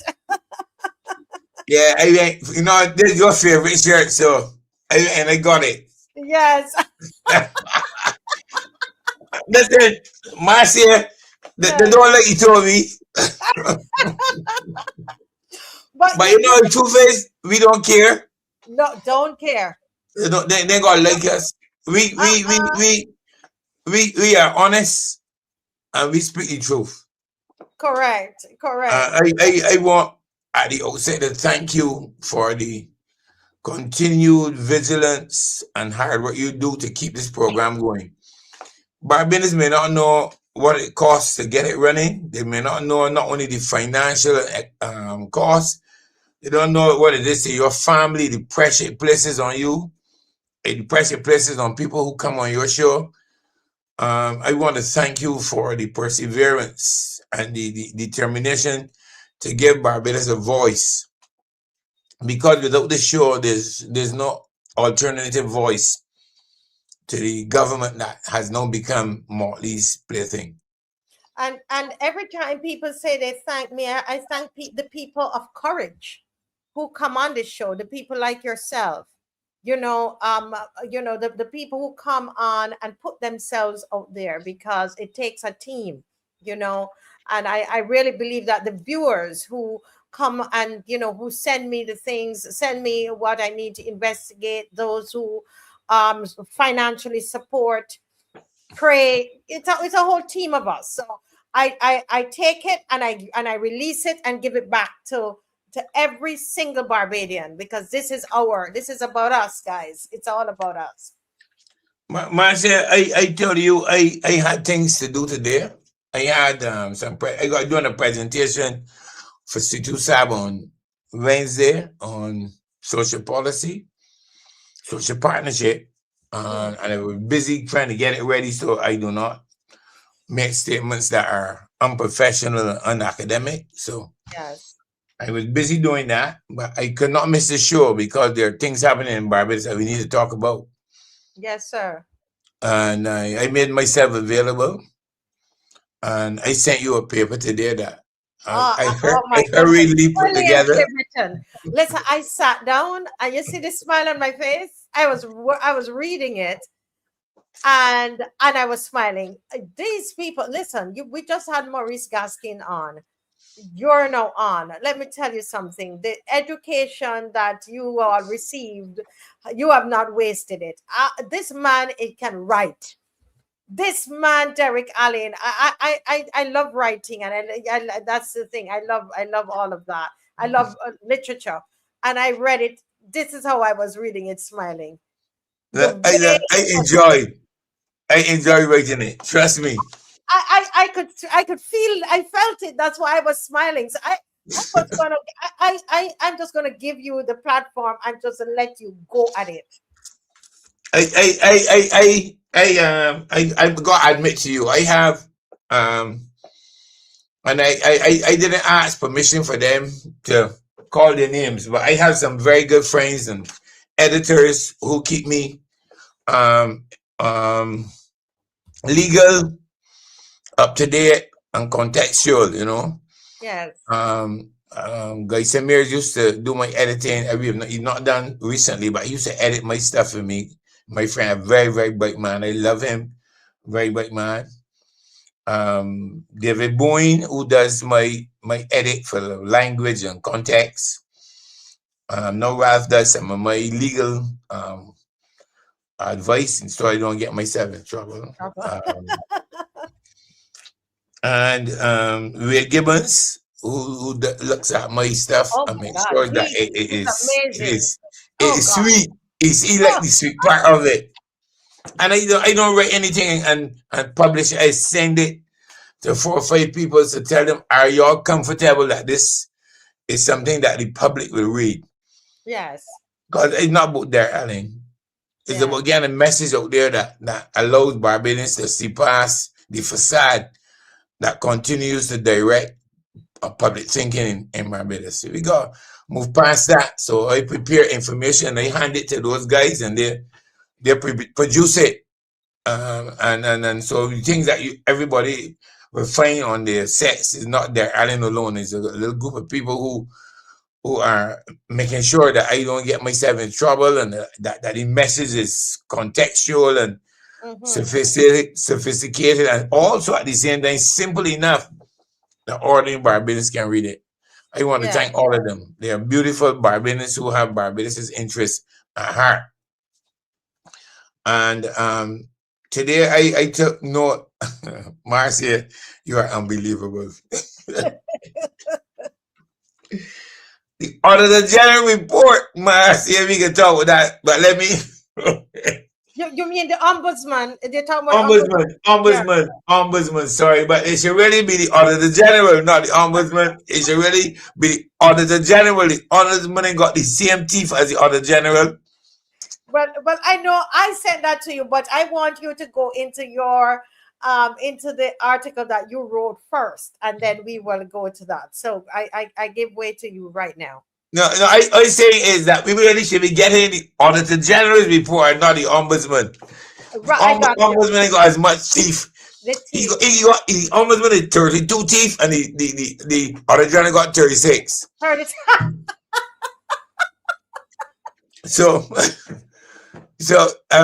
But anyhow, Molly accustom the both of them, you know. But they knock out the Auditor General teeth. Then there's no Auditor General. The Auditor But as long as Molly is Prime Minister, there's no haste to replace the Auditor General. None. She got a phobia with Auditor Generals. She became Minister of Education and Youth in 1994. And in 1995 and 96, reports from the Auditor General had a Motley name. So she cannot like Auditor Generals. She cannot. She got a problem with Auditor Generals. So don't worry about her. She's not none is going. That guy that retired, I don't think it was in frustration. He maybe at the time he had to go, or he felt he had to go. I don't know. But Motley and Auditor Generals in the France. Motley in Accountant Generals in the France. Accountant General also get moved, and somebody they're acting. So we got Circus in public service. A lot of people acting. Everything look somebody acting. And I am pleased that I can come on the show, because there are a few things I want to invite Barbadians to think about. Yes. No, we come here and we ask questions, and we also disseminate information about what's happening in Barbados. And a lot of Barbadians walk away and say that Marcia Weekes Show is opposition show, here to curse the government, here to make Motley look bad. Nobody can make Motley look bad. Marcia Weekes can't make Motley look bad. Alleyne cannot make Motley look bad. Ralph Thorne never could make Motley look bad. Motley looks bad on her own. And I got to be careful because a girlfriend of mine, a very bright woman, a beautiful woman, told me to stop calling Motley name. It seems as though I'm obsessed with Motley. No, I'm not obsessed. I'm angry. I am vexed. And I want Barbadians to get angry and vexed like me and do something about this woman who was made Barbados' administration her plaything. She can do whatever she likes, and there's a cadre of influencers and consultants who can make poison taste like honey once it makes Motley look good. You know, I said here last episode that there's a playbook that Motley runs. I'm coming back to the circus shortly, but there's a playbook that Motley runs. 15 months after the 2018 election, a by-election turned up in middle of COVID. Middle of COVID, there's a necessity to have a by-election. Glenn Clark wasn't sick. He wasn't dying. He didn't have any major ailment that anybody knew about. In fact, he was I can't call it if that was elevated, transferred, or reduced to Canada as some officer in charge of nothing. But he went to Canada at the cost of taxpayers. What he has done since when he's gone to Canada, the only body can explain that is the people in the prep school who don't ABC. There's no value or company for anything Glenn Clark has done since he left Barbados and went to Canada. Absolutely nothing except he went there. But she sent him there at the cost of taxpayers and provided an opportunity for a lady to become a candidate, a lady from the NUPW, no, the Barbados Workers Union. And she became General Secretary, and then she became MP for St. George. I can't remember if it's South or North, because really in St. George don't make no difference. When you add 1 to 1, you still get 11. 2 ones standing opposite each other. And that lady became MP for St. George. I want to get everybody. She's probably North, it's certain. North, yeah. Has done absolutely nothing. St. George North. Yes, you're right. Yeah. Absolutely nothing.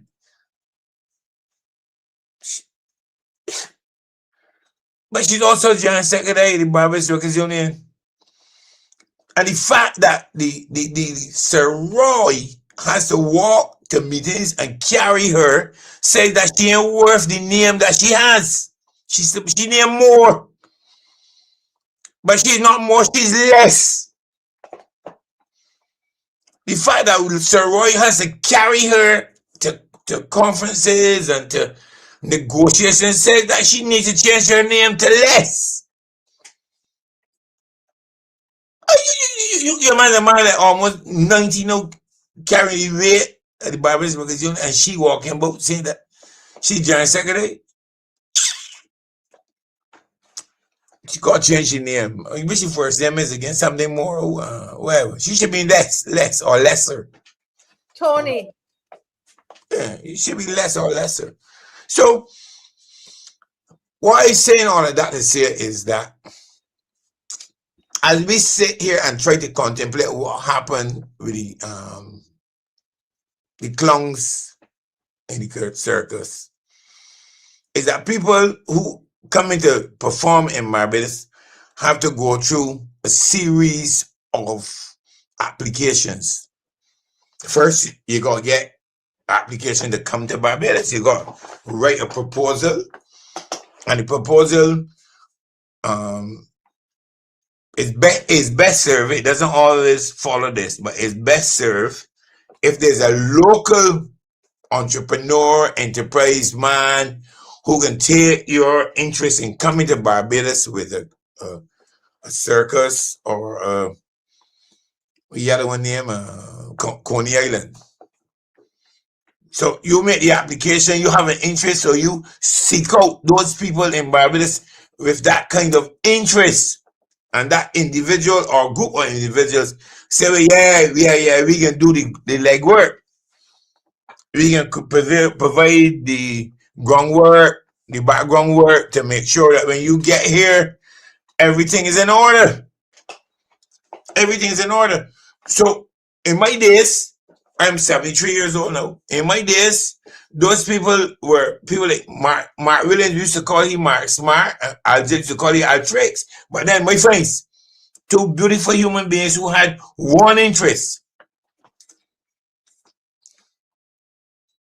They had one interest to do what is best for Barbados. I tell you, told them people get Mark. I get Mark lashes on the political platform.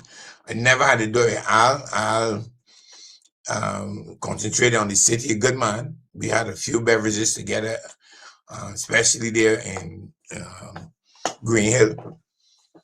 Good man. He went South Africa. He didn't agree with the views when he came back, but we still remain people that can talk to one another. But I was an entrepreneur, an enterprise man who went out his way to engage in activities that promoted cultural development in Barbados. He, Mark Williams, and my friend Cranston Brown also was part of that cadre of people who took initiatives in bringing Coney Islands and circuses to Barbados. Listen, every Coney Island that came to Barbados had an issue. Every single one had an issue. I don't know. I'm 73, so people of my vintage remember Baby Thelma at Queen's Park in the 1960s. I probably had about 8 or 9. Could barely understand what was going on, but it's the first time I ever see a lion or a tiger. Then a few years later, they brought a circus, and it went to, it was the Circus or Cornelia, I can't remember. It went there by the Globe. Not the Globe, sorry, the Bridgetown Plaza, but the wall where the National Bank is now. Right there. I went on the Ferris wheel there. Marcia, I went on the Ferris wheel there. It was the tall Ferris wheel. I had to be probably about 15, 16. I got a little girlfriend. I nearly peed myself when it went to the top. I tell you, I don't ashamed. When I went top, she holding on on me and screaming. I screaming too. That was right there by the Globe. Right there, sorry, by the Bridgetown Plaza. No, Empire, by the Empire. Right there by the National Bank is there. Empire, so they had a circus at the Empire. We're by the Empire Theater. Right there in National Bank is right there. It was there. Coney Island. Yes. And then later on, they had another Coney Island came down on this really Samuel Jackman Prescott Polytechnic was. Ah, okay. Yeah. And I remember they had this Barbadian young boy, man. He was 11 years named Mickey D.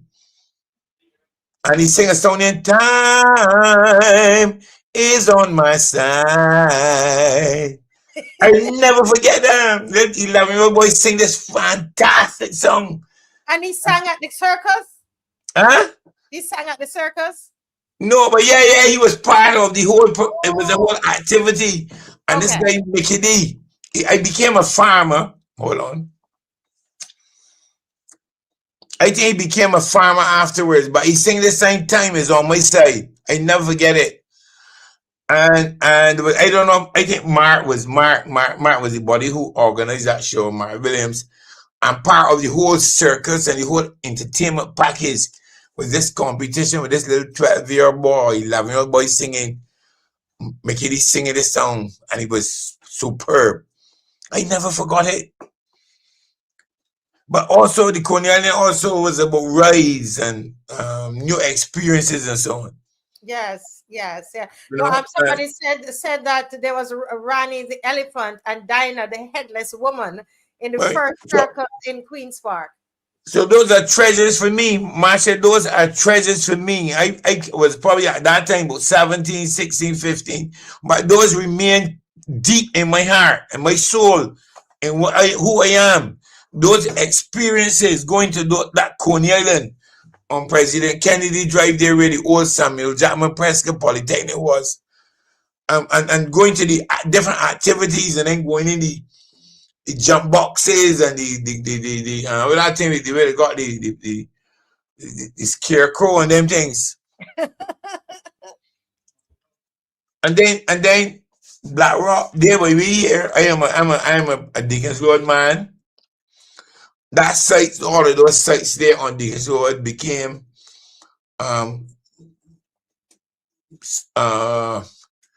avenues, spaces for the Coney Island and the circuses. And I remember my nephew Alleyne went to the circus and the clown was beating somebody and he like got some expletives that he had heard from home, and his father nearly collapsed because my father had never heard him use his language. He was about 2 or 3, and he already man beat the clown. He cursed the clown.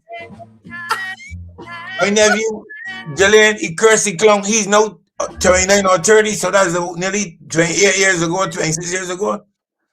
And that whole area there below Brandon's, there by the highway, became the avenue for circuses and for Coney Islands.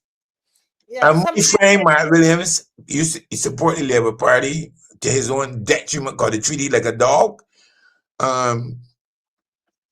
He used to promote them. He and Al used to promote these things in Cranston. But them used to promote them things. And the boys in the farm and Deacons, where we get a little work. So we were always fussy. I would get a little free pass, Mars. I know the boys, I get it. because it was the guys in Deacons that were working. Yeah, I know the boys that they get Marcia, so I ain't gonna worry. I can't touch it with me. The easy way, and we gone in to the circus or the Coney Island. And you know, Marcia, yes, you see a tiger? The only tiger before the Coney Island came by, you ever know about the Tiger Mall?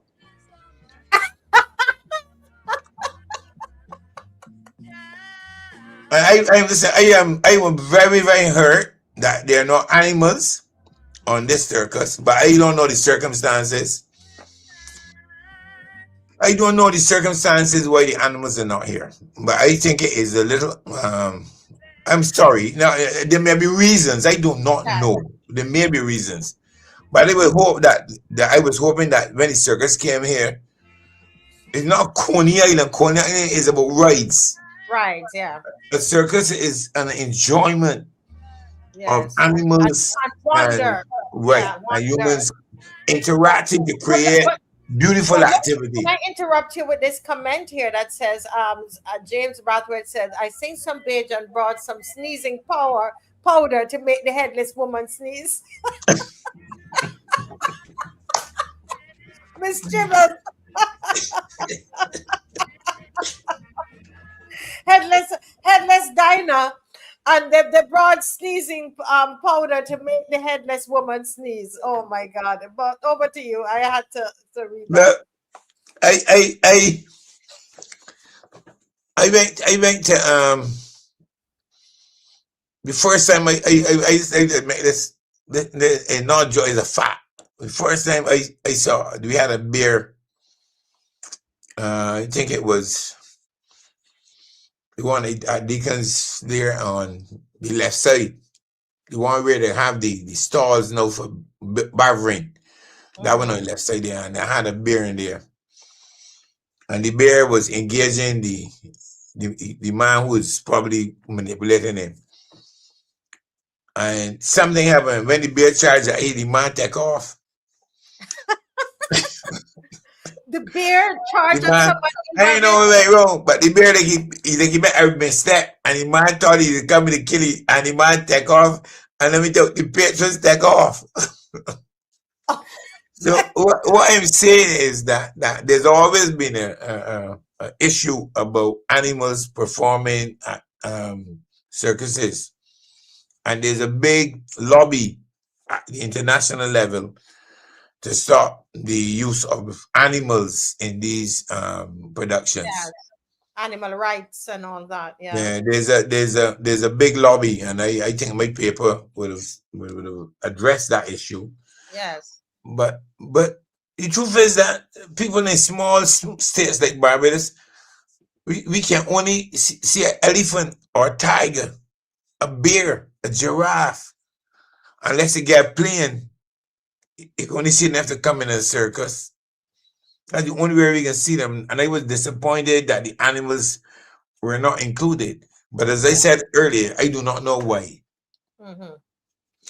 Now, my best part of a circus is the rings, where the acrobats are on the roof, and they're sailing and they're doing their fantastic maneuvers. I'm frightened that somebody gonna fall. Yeah. Yeah, but I ain't awe at the precision and the timing and the discipline. I caught in a space of happiness and fear at the same time. That's what circus is. That's for me. I don't know what other Barbarians. When I say go to circus, I want to look up and still I frightened to look up. You know, it's an exciting time. Yeah. Yes. You know, and therefore I know that people will question if the timing is right, whether the circus should be here now or whether it shouldn't be here now. I'm not getting into that, but I'm saying anytime a circus comes to Barbados is an opportunity for Barbadians to release any negative energy they have, just to fall back and to find ways to Use refresh. your imagination. Use your imagination. Yeah. So that's why I upset with all the confusion over the circus. I don't think the people that own it should be subjected to this kind of negative responses by Barbadians. We are not them people. We want a circus to be here. I think most Barbadians, some people will find argument about where the location is at the garrison. I don't think it should have been there, but I am not my call. But I think generally most Barbadians welcome a circus to give a little vent for all the frustration that Motley and our government has put us through. We need a little space, little relaxation, little freedom to find out a few coppers and go to the circus and forget that Motley living and that Motley treating me so bad. We want a little time to do that. So I don't have a problem with the circus being here. I have a problem with the failure of whoever bring it here to stand up as a man, a woman, a group, or a team and say, it is my fault. I create nuisance. I am a nuisance. I have done folly. I want to correct it. I'm going to correct it by doing A, B, C, D, E to make it come off. The rain came down there and the garrison got to be a mud splurge now.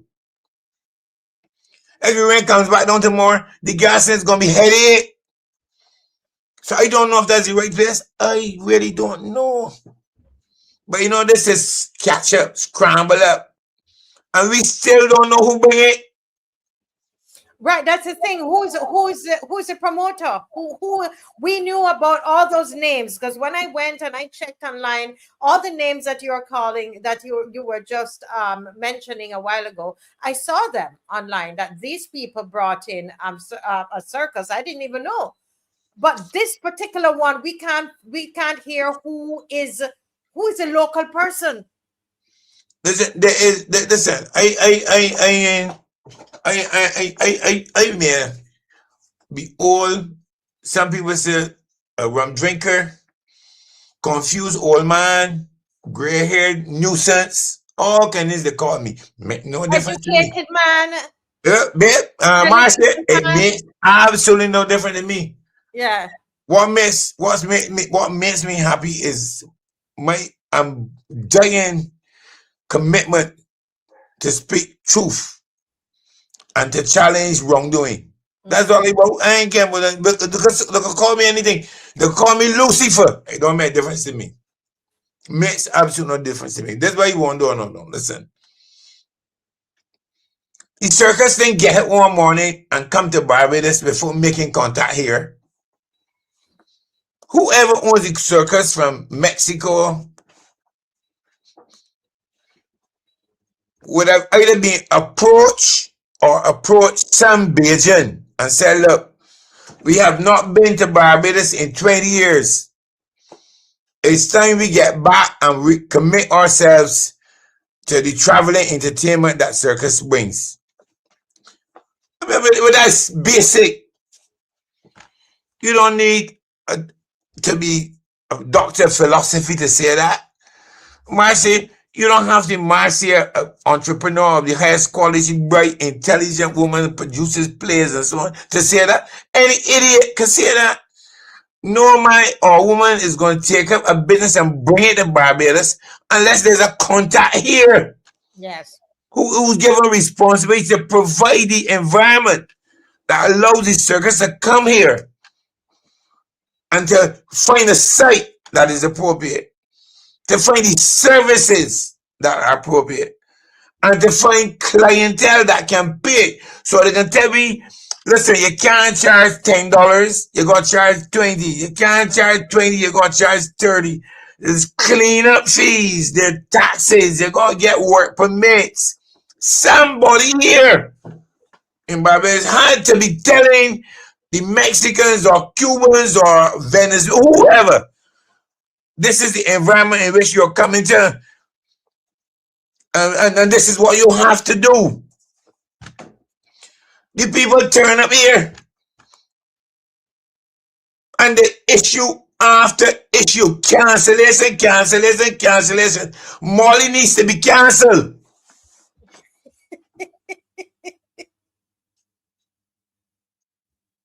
I sorry, my friend tell me don't call she name. I apologize. But you know, I can't help it, honestly. Because everything starts and ends with her. So I find myself coming She back. said big works must come through her. She said that Right. to George. Big works. And this circus in small works is big works. This is big work. This is about 4,000 people every day. At an average 40, there's 30 for adults and 15 for children. You work out the maths. This big works. This big work. And the Prime Minister, all big works must come to her. So if I go call her name, people must forgive me because she says all big works must come to her. She didn't take responsibility for the vaccines. She shunned that. She ducked. She didn't take no responsibility for the $60 million for Hope. She ducked that, although that's big works. But you know what I want is negative. She know how to duck. Yeah, listen, she should offer me boycott and defeat the West Indies fastball because boycott can try to get on top of the ball, but Molly can duck.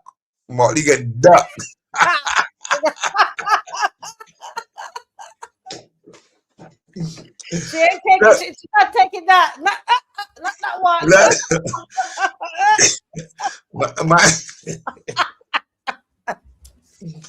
Man, this people may see this thing as this this confusion with the circus as well, you know, an administrative mishap. It's not. It's a continuous explanation for the incompetence that this government has brought to public administration. Everything they have touched, except, I want you to hear me, Marcia. Everything this government has touched, except two things: the selection of senior ministers and adjustment to public service wages. They've got wrong. You gotta repeat that. They've got everything in Barbados wrong, except the appointment of senior ministers. Yes. And adjustments to public service wages. They have got both of them right. Because you know why? They stand to benefit directly. From those. So they make sure that those two things have been right. Their salary, yes, and that Yeah, no, it's about them. It's not about the rest of us. The rest of us are pawns in Molly's game. And Molly has been able to surround herself with a pack of, I don't want some balls less. That's not a good term. People before intestinal fortitude.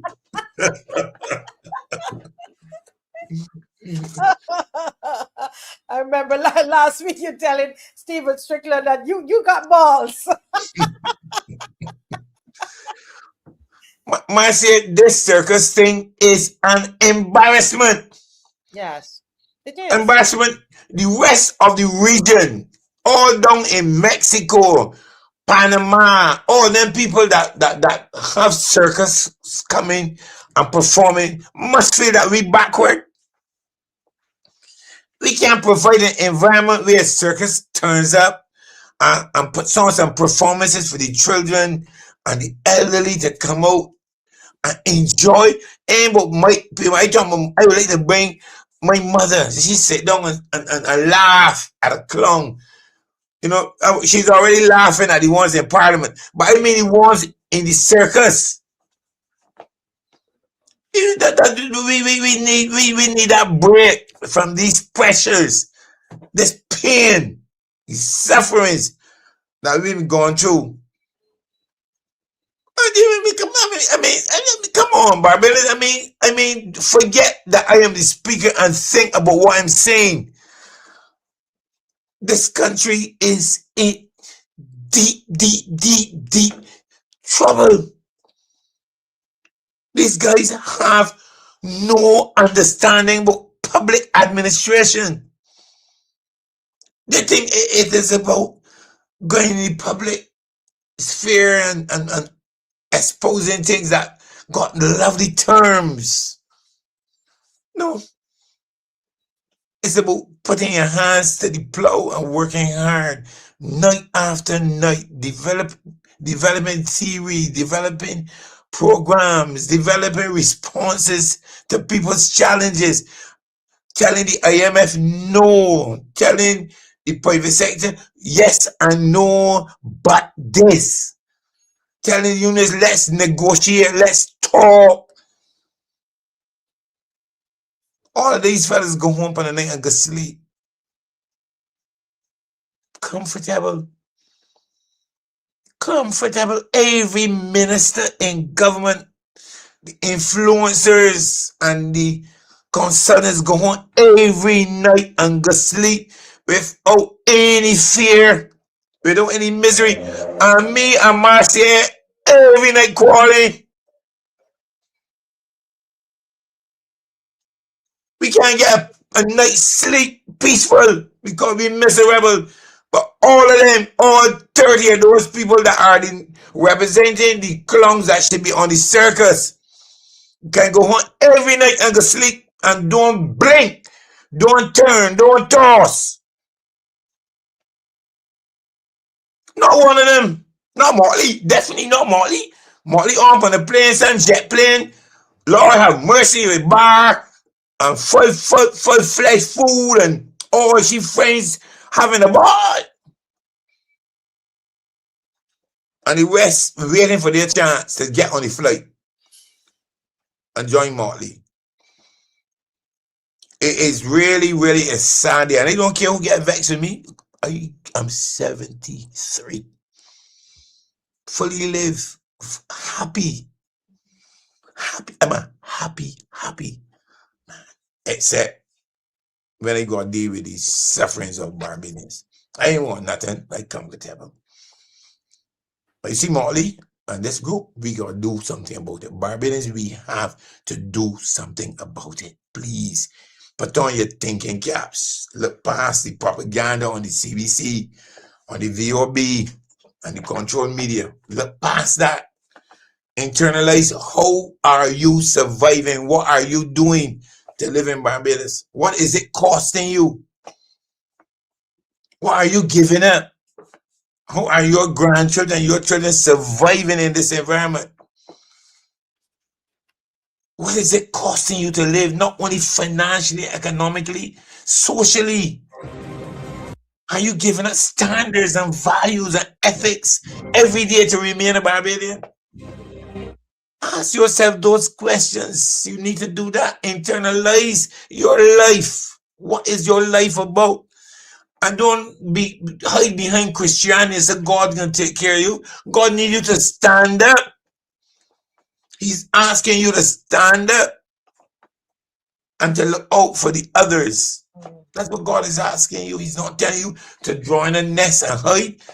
He wants you to be part of the resurrection of values and standards in Barbados. The ethical standards in Barbados have become an all-time low. I listened to, want to say where I was at a meeting and at one way, beautiful lady in my team of professional managers on the board said, how have we got to this stage? What has brought us to this stage?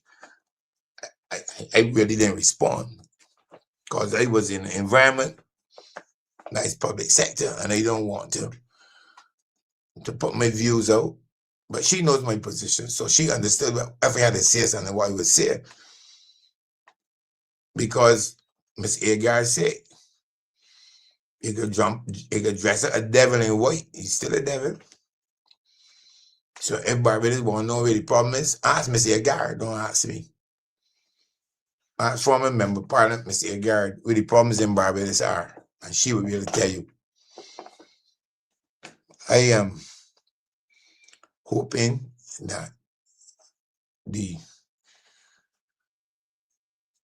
people in Barbados will wake up.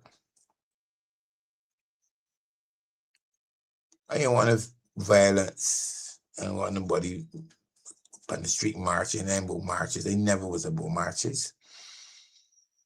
When the poor people march, the only time I see people of privilege march is in 1994 crisis, when we had the 8% cut and so on.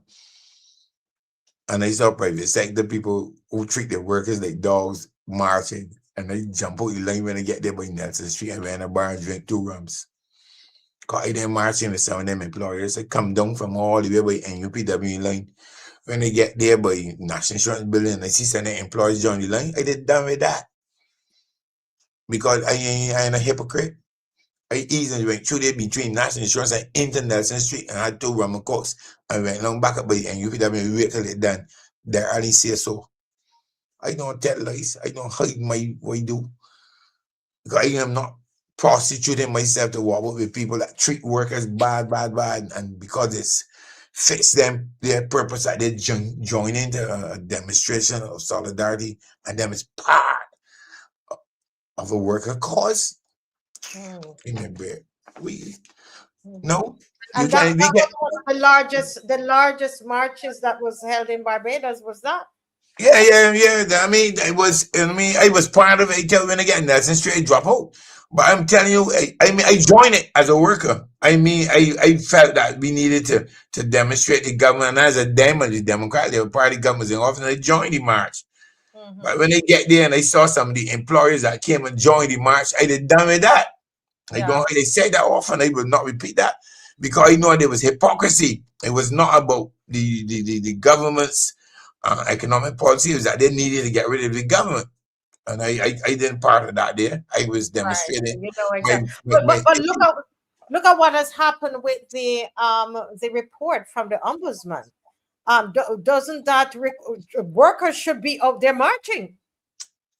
No, Barbadians. Marcia, I am not a march person. I think that I went to all your marches. You go to your marches. I know you support them. Yeah. But the march never really reflects how people feel. People join it because they want to express solidarity. Some other people join it because they want to be seen in the march and all a whole set of things. But I think people individually have to take stances in the institutions that in which they work and they operate. if you are a member of a company, you got to stand and tell your boss, I disagree with that. If you're a member of the NUPW, the BW, you have to get active and make sure that the union stands up for what you want. If you're a member of a political party, that they're scared of losing their. When I sit here and I hear them, and yeah, but to me, I listen. But we can all drop dead or someone kill me. We get scared for it. You can't get scared anymore. You leave scared. You leave people that should be scared should be in the 20s who ain't no life. When you get to be a hardback woman working all your life and struggling to make your family happy and things are not going to you gotta stand up. You gotta get not the balls, we know, man, we're talking about the balls, the juggling balls. You gotta get the strength to stand up for what is right and what is just, what is fair. Too many Barbadians are giving people the impression that they're afraid of Molly and her government. I don't believe Barbadians are afraid of Molly. I don't feel so. What can Molly do? Anybody? Molly herself can't evict fear on nobody. Molly never been a fight in she life physically. Molly is strong like. Well, for some reason, everybody who calls Marcia don't. Molly would cry like a baby every time that there's a opposition to her. She cries like a baby. I've seen it more than once. But with the authority and the power of office, she becomes a monolith, a Goliath. But without that, Molly rate of her office of prime ministership is soft like jelly. So no business gonna get afraid of her. But why is it that but why though? Because I told them the story of the 80-year-old woman. I think she's 70. I don't think she's fully 80, 77 or something. And she told me that she's even scared to speak to me on the phone. And she's not coming back to any roadside parliament. She's not connecting with me because she's worried for herself and her family. What is it? What is Marcia, I mean, fear is a normal human expression. And all of us respond to challenges different. You respond to challenges becoming aggressive, organizing your brain and your resources to deal with whoever coming at you. Other people retreat and hide. Yeah. And so therefore it is a different response. But let me tell you, Marcia, Barbados don't need 10 gladiators.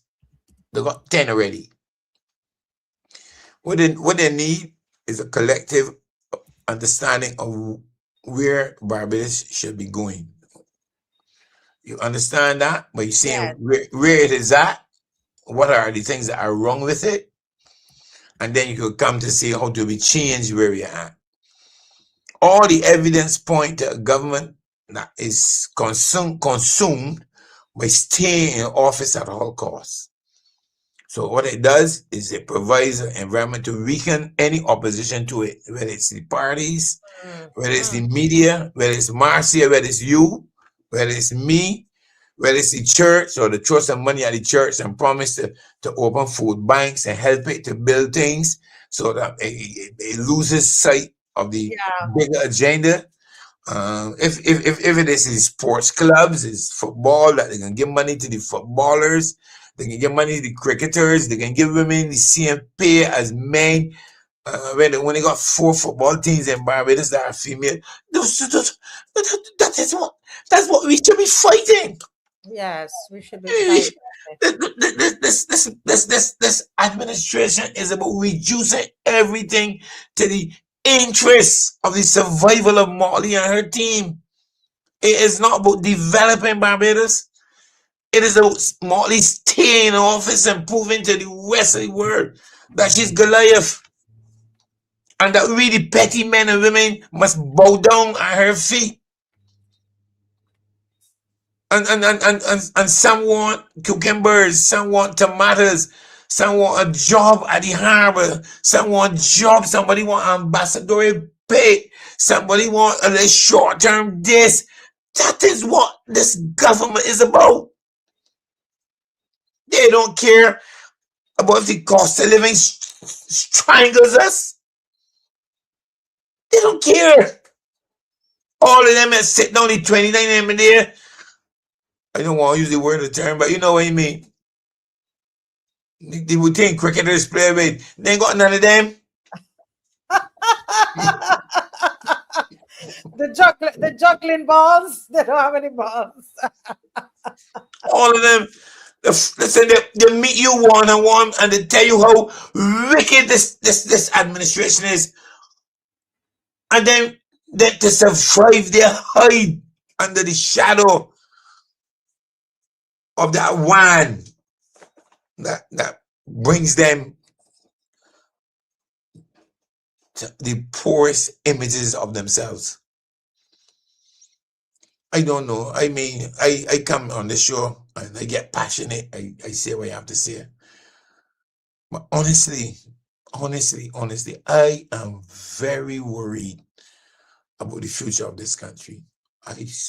On my mother's life, on my life, I am afraid about where we're going. I don't think anybody that is intelligent to look past the facade can say anything different. But some people just want us to continue to talk about the DLP and the opposition parties. The DLP and the opposition parties are doing nothing to Barbados. The government is who is undermining public trust, public perception of honesty and decency.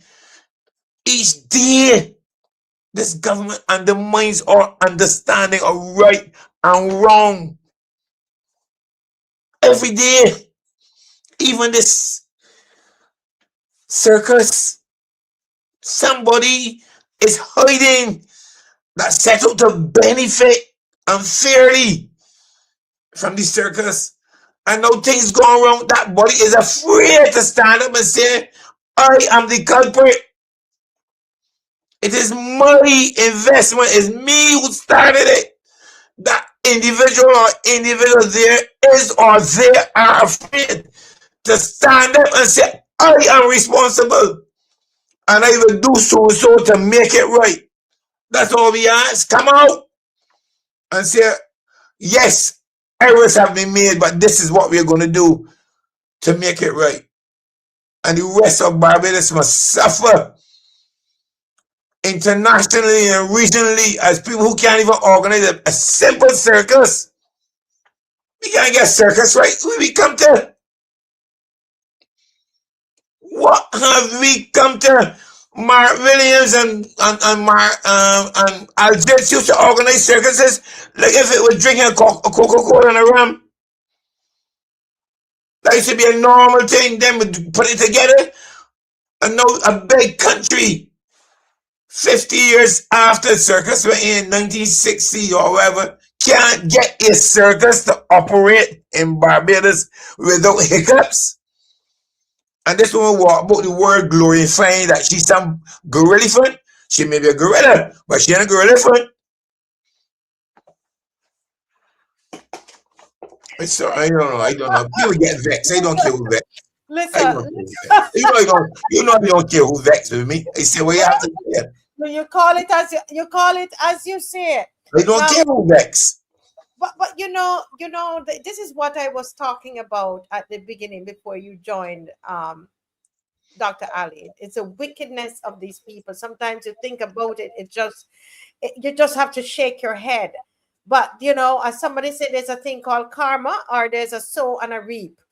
And I want you talked about how some of them inside there, they will meet you on the street and they will tell you how wicked I tell you about the wickedness happening inside there, but they're so scared. Now, I just saw this letter here came up in my WhatsApp. I don't know if you saw it, But and the reason I brought it up is because they love to point to the other parties and say that they have problems in there. If this was a resignation by anybody in any other political party in Barbados, you would hear, oh my God, they don't know, they can't put themselves together. What are they gonna do? So here it is. This is the constituency I live in. Okay. And You mean the letter that you have here on the screen? yes.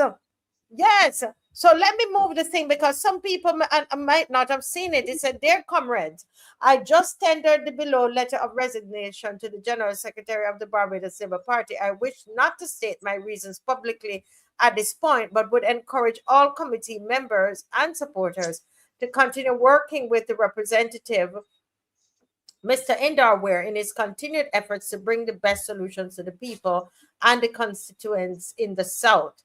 And so this is supposed to be the letter here that is here, and it's addressed to, according to this, it's addressed to Dr. Jerome Walcott. I don't know if it's authentic because I'm not. Is there a signature there at the bottom?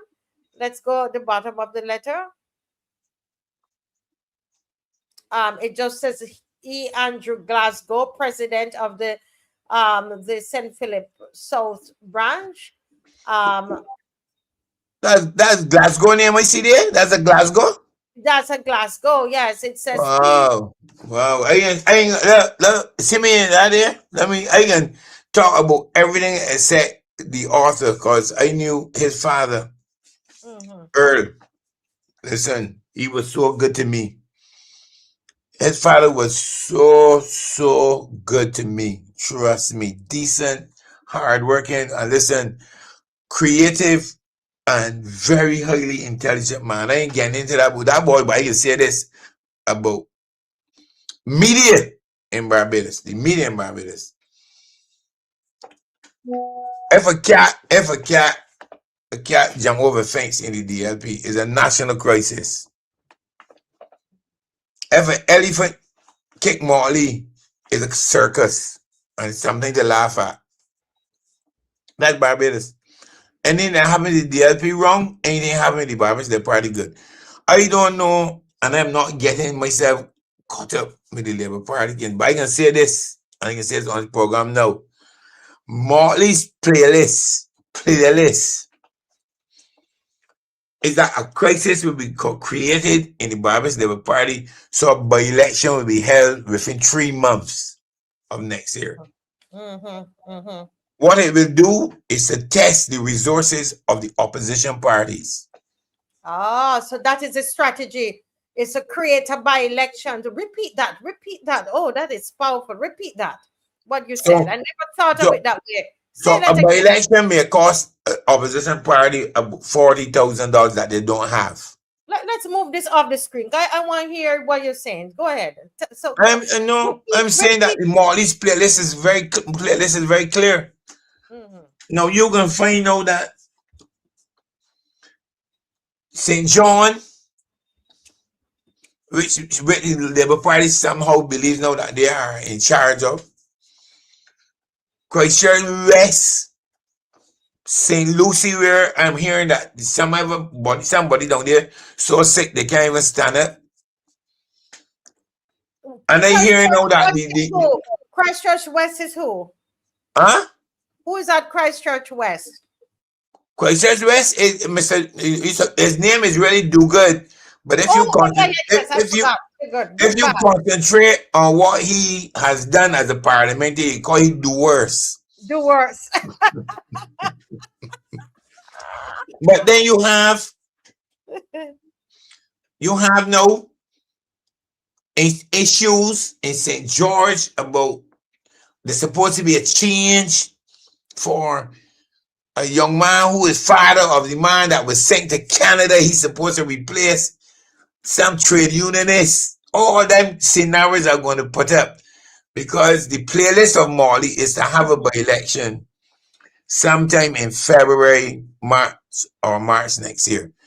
So you're saying part of what they do is their strategy. Listen, Barbados, and I'm slowing you down because I want us to get it. Don't go to sleep. Don't sleep on us.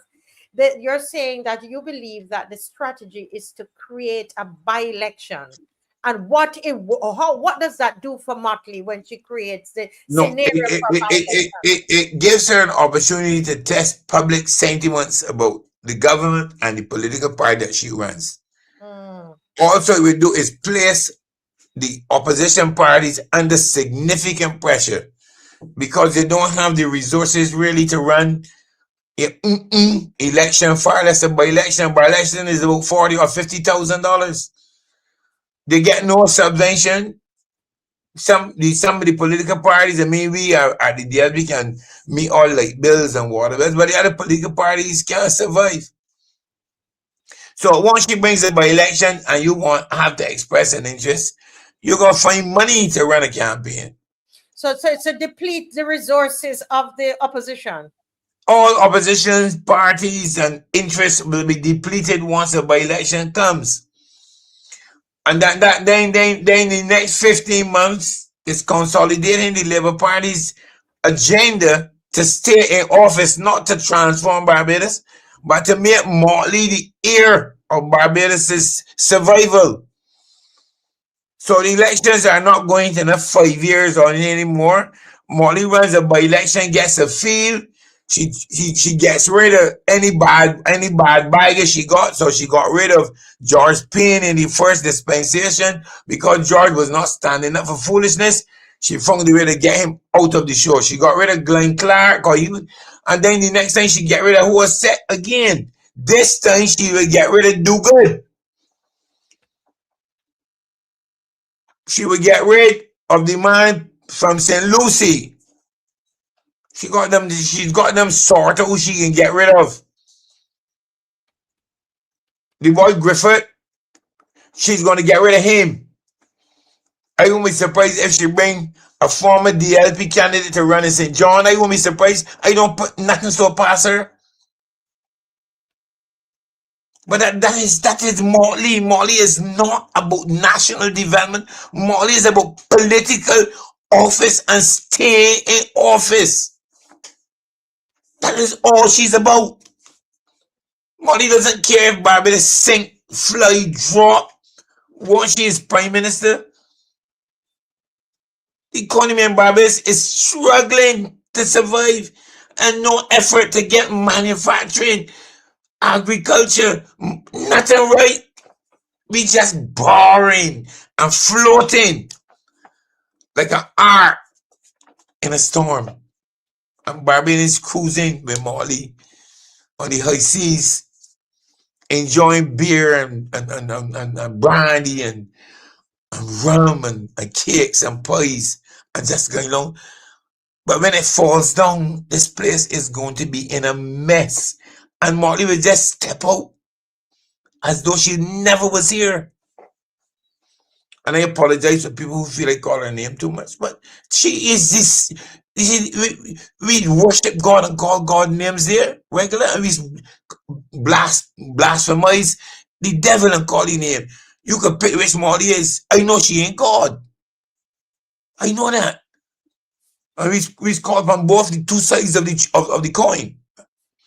So when I call her name, I'm not calling God her name in a godly light. I know in my brain, I know in my belly that I'm not wrong. I know I'm not wrong.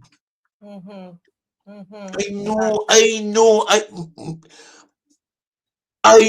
I am not wrong. So I know that. But what you said there is so clear. I mean, you know, I've never heard it put that way before. So the by-election is to test the waters, and it is to deplete the resources of the opposition. And this is a strategy that she has been using since 2018, everybody. And the question, as you asked, so you know, with such passion tonight, what are we really going to do about it? This is our country. This is, yeah. I asked people to go back and ask why was it necessary to have a by-election in COVID in St. George North? Why was it necessary? The candidate and the MP was not sick. He was not dying. He didn't have a problems. In fact, he was shipped to Canada as a representative. Why was it necessary? It was only necessary because it was to deplete the resources of the opposition party, which was struggling, and to make a statement about the strength of the leader of Barbados as a bully.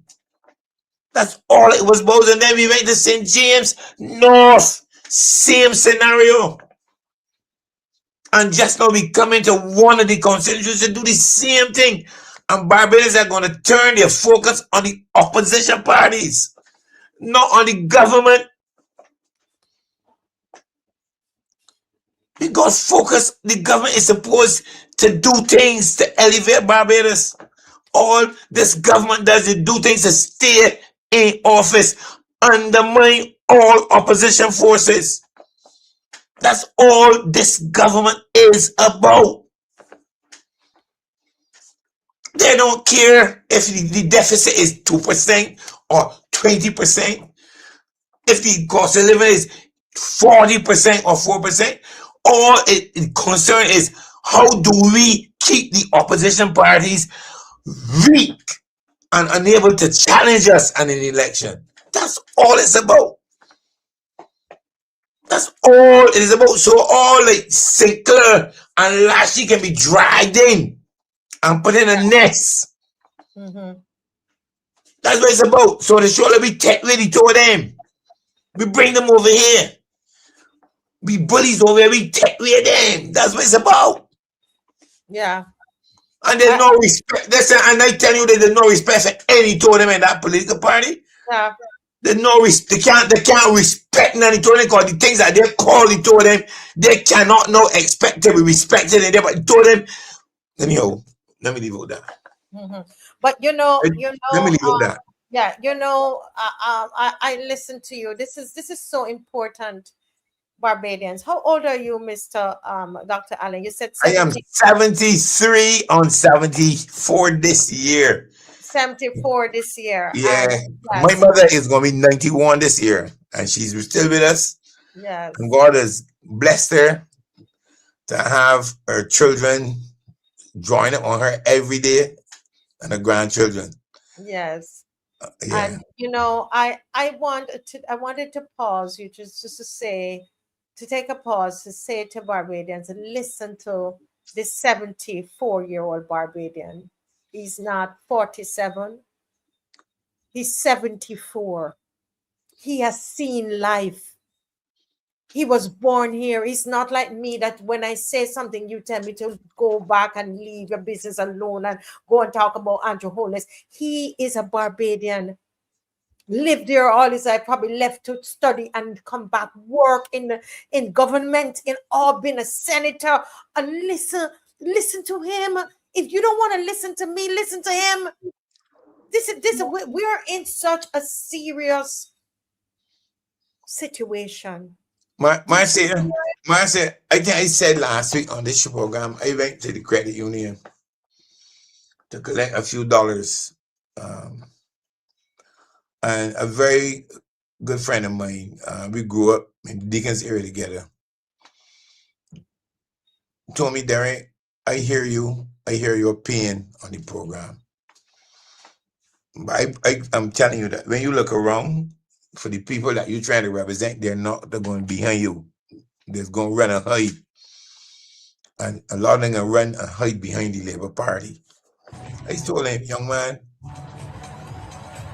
that doesn't bother me. I speak my mind. I say what's hurting me. I say what I feel is wrong with Barbados. I say who I believe causing the pain.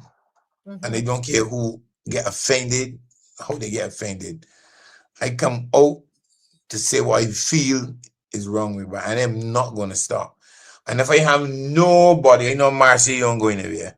No. But if I don't have anybody behind me, pushing me and telling me you're doing a good job, I still ain't stopping. because I'm not doing it for people to acclaim my performance. This is not. I am not one who clungs at the circus. I am speaking my conviction and what my belly tells me is wrong in Barbados and who's causing it. This circus confusion in Barbados is an example of the incompetence of this government. Nobody has caused this catastrophe, this disgrace except incompetent administrators and then the people in the public service. It is the government led by Molly who has caused us to be embarrassed that we cannot even organize. We can't even organize a circus. And every day in Parliament we got one. It should be easy. Them is going there and the one body starting to tap the desk. The other 29 be tapping the desk, play acting. And they still can't organize a circus that come to entertain us. They entertain themselves every Tuesday in Parliament. Because nobody is in the gallery. They invite schools. Outside the school, nobody else goes to Parliament except 4 or 5 people who waiting to go down the corner and sit down. Every week, we got circus in Parliament. And we bring a circus and we can't even get that organized with the history of every week circus in Parliament. Something got to be wrong with me. You know, people will hear you tonight, and then what would they hear you? But it's not registering, because when this by-election is called, right, what they do is that they start to curse the opposition. Do you understand? They don't understand. It's like something has taken over their mind. And there's something that you said, Dr. Alleyne, that has me really thinking here. You said, I feel it. I know what I'm saying is right. I can feel it. You're 74 years old. There are lots of people like myself in the beginning. You're wondering, Marcia, why you keep harping away on this thing? And it's because inside, you know that something is wrong. That's why Mr. Tarn was like that. You got to trust yourself, Barbadians. You know something is off, don't you? You feel it. Look, Marcia, I was thrown across the social media in the St. James by-election as a culprit, and I didn't really bother it. But this is what hurt me so much down there. I canvassed in St. James North for Dujon. And it was not the support for Dujon. It was the anti-government feelings that I heard. I heard people give me stories about the things that the last MP didn't do. And the pain that they went through as residents in some parts of St. Peter. Nothing happened. Up to now, the lights still on the highway that the boat was coming from China to replace the lights on the highway. The lights still didn't get here. And then the day I gone into a place there in Clark's Gap or something there, I had canvas there about 2 weeks before. When I gone back there, the people said, no, we can support. We ain't supporting the DLP. We are voting against the government for what they're not doing. And I went back there the Saturday morning before the meeting. And the men that told me that they were going to vote against him told me, man, they meant to voting against them. When I can't do anything, when I ain't going to win the government, so we think should be voting for winner. And that took all of the wind out of my sails. I felt so depressed that Barbadians cannot vote for their conscience at least. Forget who you're voting for. Vote for your conscience. You are upset and you prefer to stand home and let the people who benefit from this backward government continue to rule and treat you like subservient dogs and cats. And I got so depressed about what was happening to Barbados. I go through this weekly. People say, Dr. Alleyne, What you getting for this? Yeah, they asked me too. They asked me too. Get it? Why get it? Why I want nothing? I'm 73 years old. I have everything else I want in my life. I don't know how healthy I am because my lifestyle is one of enjoyment, pleasure. So I don't know. Yeah. I do 3 miles, 3 miles every day and walk and running. Yes, To I keep my know. I lungs know and my you liver and walk. thing working. I do Yeah. it every day. But I don't know. But I know when I speak to what's happening in Barbados, it comes from inside my belly. Yes. It comes from what I believe and what I see. And I know it's wrong with Barbados. Mm-hmm. And I know that this government has been the worst government in the history of Barbados. They have not demonstrated at any time an interest in elevating the interest of the ordinary Barbadians in Barbados. Not at any time.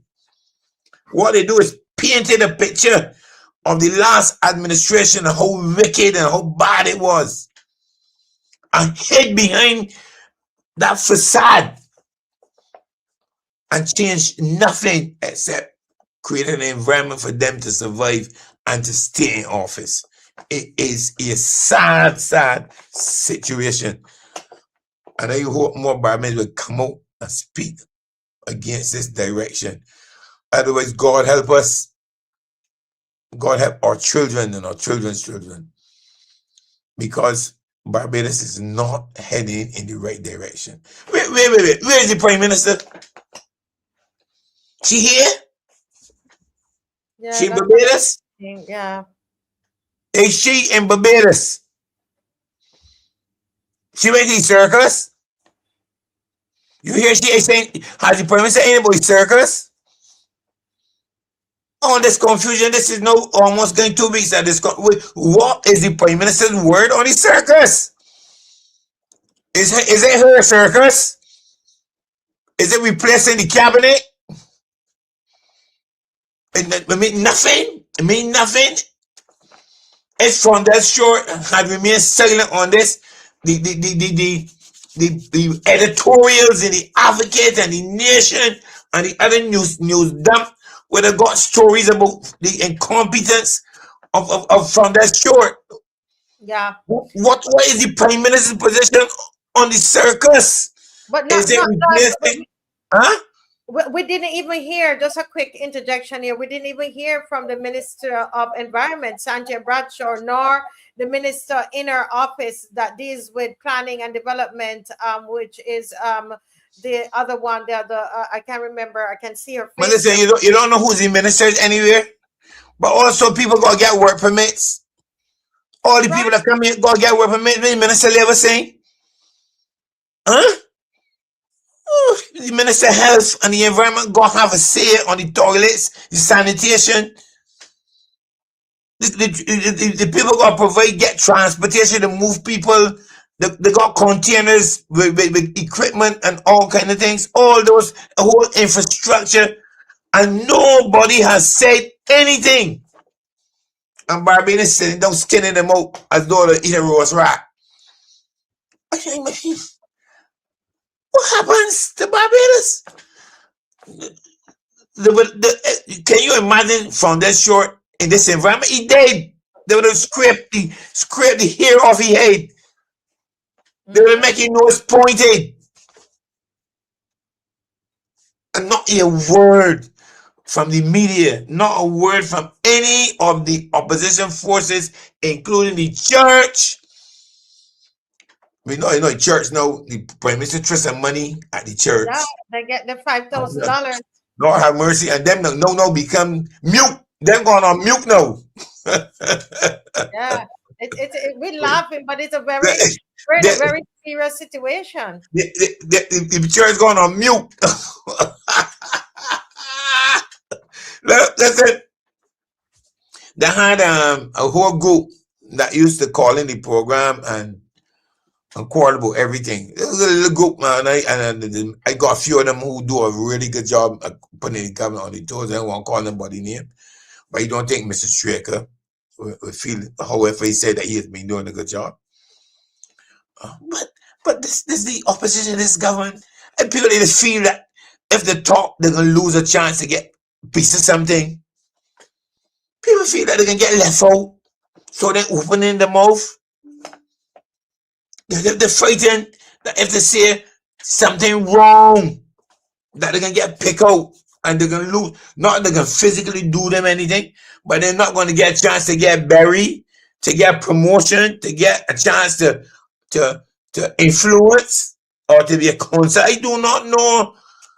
But you and I, every week, we come over here and we speak our hearts. We raise grievances. What people tell. As a matter of fact, before we go off thing, a lady called me. I ain't calling her name, and she told me she spoke to you about some unfair taxes that's happened to her as a public officer. Yes, I told her to, because it was so complicated. I told her call you. Yes. Right. So I'm going to try and work with her and see how we can get this matter resolved, because the information she has given to me says that she is being taken advantage of. And people are throwing her and hiding her and dumping her away. And the ombudsman office appears to be now caught up with dealing with ministerial misbehavior, so it may not be in a position to deal with these little individual cases.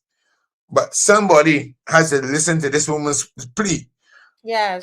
And to help her, because right now she's suffering, she's getting no income, and all her assets are being depleted, and she's done nothing wrong. So Marcia will touch base with you. Tomorrow's a bad day, but maybe the following day. Yes, and I will see how we can help her. yes, and whatever we need to do. Probably we can bring in Mrs. Strickland as well, or somebody else, be able to give her some advice. Get a team of people to advise and to help, so we can help her, because she is really, really suffering, and it's unfortunate.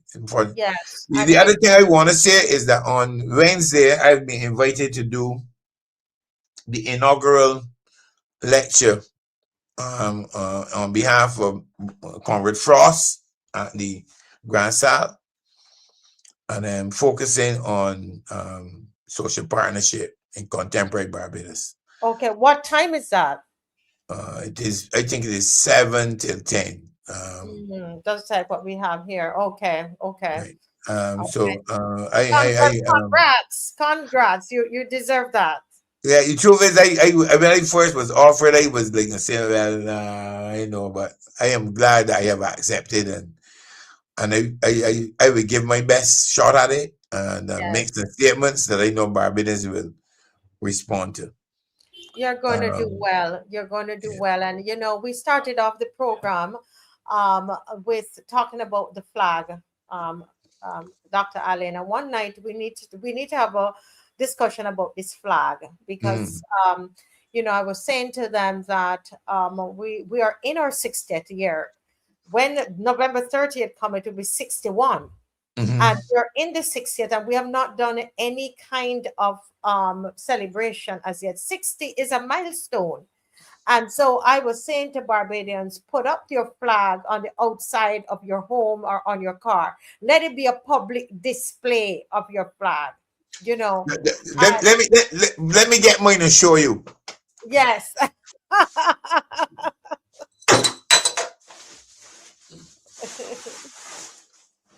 Oh boy, I tell you, this flag. Whoa, you got a big one. Mine don't look like nothing. That is a huge one. That's a huge one. Oh my God. I put it up at Independence and then send it to the laundry. Yeah. Well, we're encouraging people, Dr. Alleyne, to put the flag on the outside. It's a public display. And when I listen to people like yourself and Gaskin and McLean and Glenn Murray and Rose Corbin when she was on, all of these people, when you listen to our I call them seniors, because you're all my senior, when I listen to you all, and just to see what Barbados has produced, what Barbados has built over the 60 years and more. You know, there's so much to celebrate. What you displayed tonight was just, I mean, passion for your country. It's what this flag represents, is what you showed tonight. And I'm not saying that because you're on the you're here on the show, but it's what you, it's a flag. It's the power of, it's a flag, it's a passion of this flag, what it means to you when you see it lifted up and blowing in the wind is what he displayed. And I am calling on Barbadians. I'm calling on Barbadians. Everybody who's watching this show. I am saying to every Barbadian, will you at least take a moment to think about what Dr. Alleyne is saying to you tonight? I'm in my office and this flag flies all the time. It's when you come in here, you see it. I don't move it. And I say this because I know the history of surrounding the celebration of independence in Barbados, the ups and the flows.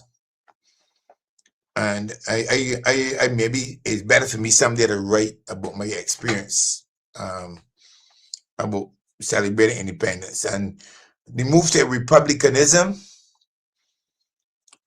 was in some way also a negation of the memory for independence. And we need to internalize that. Trust me, you need to internalize. And although we have not moved the constitution towards republicanism, efforts to reduce the significance of independence have not passed me. The Independence Square has now become a junk place, and the place next door has become the place. Yeah. The Independence Arch is no longer celebrated, all of those things. So I'm not surprised, and I watch with bated breath at some of these maneuvers. The knocking down of the National Insurance Building was no error in judgment. It was direct effort to reduce. And that building there that stands at the financial building, don't that gonna disappear if Morley stays around? It is to reduce the impact of the former Prime Minister and the National Hero of Barbados' impact on Barbados. And be just consider the light. I didn't believe so in my belly. And independence is supposed to become something that was. But the problem with it, that republicanism, in Morley's view, is about dictatorship. It is not about people taking charge of their destiny and working to build a new environment. And that is why no constitution is coming. That is why people are not engaged in community development. That's why the constituency councils have been abandoned. Anything at grassroots level, the social partnership, all of those things will, under Morley, is to be insignificant because everything must point at her because she's supposed to be the pivot, and that all the earlier leaders of Barbados are to become insignificant in her presence and her performance. And all she has done is to instill an environment that sets all of us to think that she is better than everybody else. The truth is, she's at the bottom. I'm sorry to be so emotional. Yeah. God No, will but bless me for it. as I said, it is the essence of the flag. Yes. It's patriotism on display. Patriotism on display. So I'm going to listen.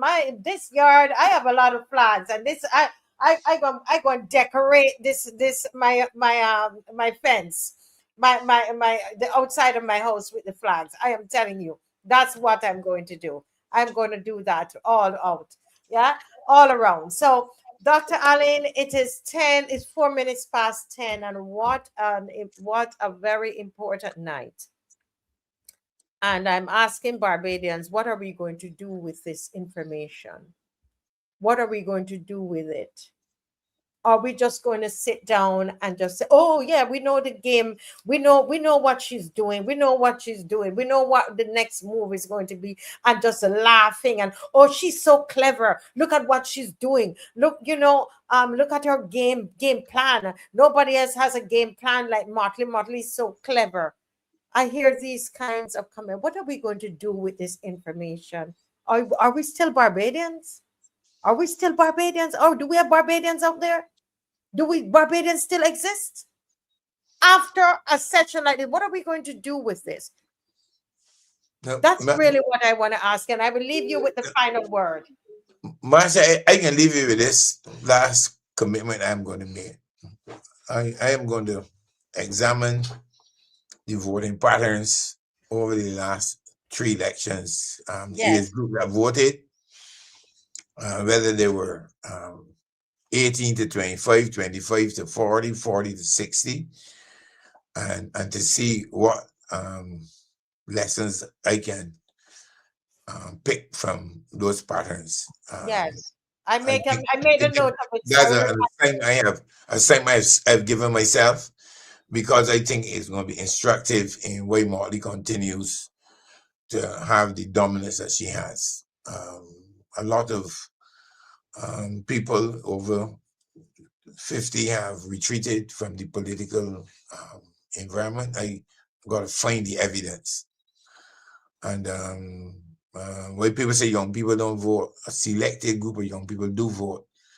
Yes. And they vote for the wrong reasons. Yes. So I need to get the evidence and to make statements about it. I've given myself that charge. I want to thank you again for having me. I may have been over enthusiastic and I may have gone Not at all. above Not at myself. all. It's But about I am, as you know, Marcia, my passion is about life and That's about it. change and about making Barbados the best place it can be. And if I make statements that people take wrong, they will deal with it. I say what I believe and what my heart tells me is right. Thank you for having me, and may God continue to guide you and to keep you so strong that every week you can put these shows on in the face of adversity and negative comment. I know it's not easy. I know it's a cost financially, it's a cost to your family, your friends, and your values. And God bless you. And you have my support. And I will make every effort to come on and to join you in this crusade. Because the crusade is about Barbados' future, about doing what is right in God's eyes. Thank you for having me.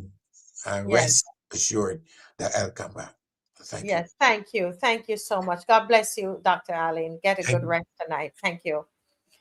Wow, what a night, Barbados. What a night. What are we going to do with what we have heard? What are we going to do with what we have heard here this evening? This is like, I mean, it's like it was like a preaching.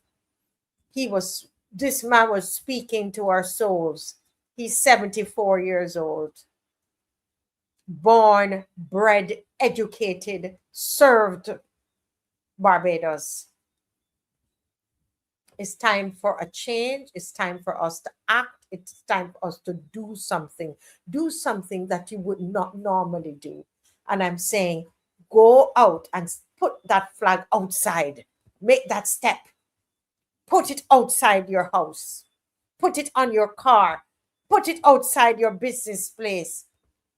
It is a statement. Stand up for country and not for party. Stand for your country and never for a party. May God bless you. May God bless you. Sleep well, everybody. And we will see you again, God willing, on Wednesday. God bless you. Bye-bye.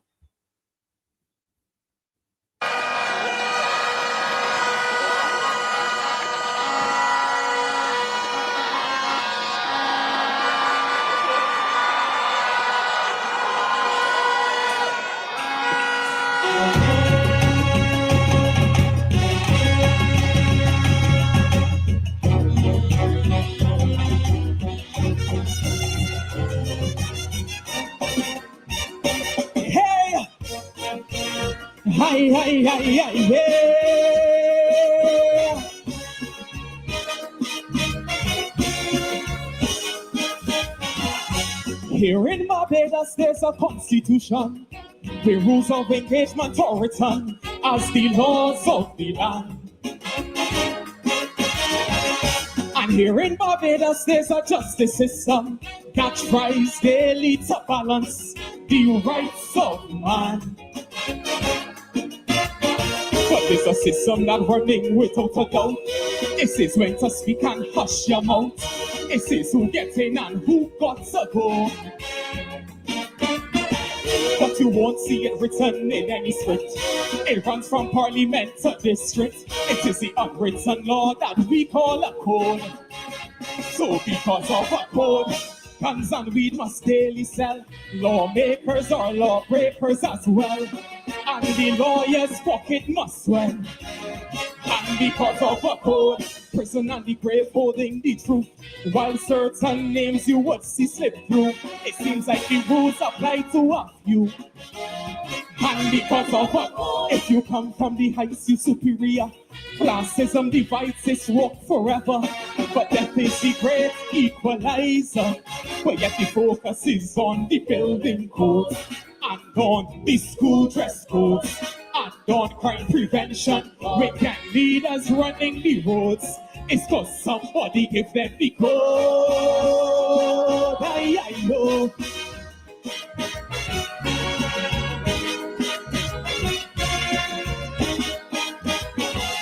The AG is the law's overseer who seeks to establish order and peace in we land.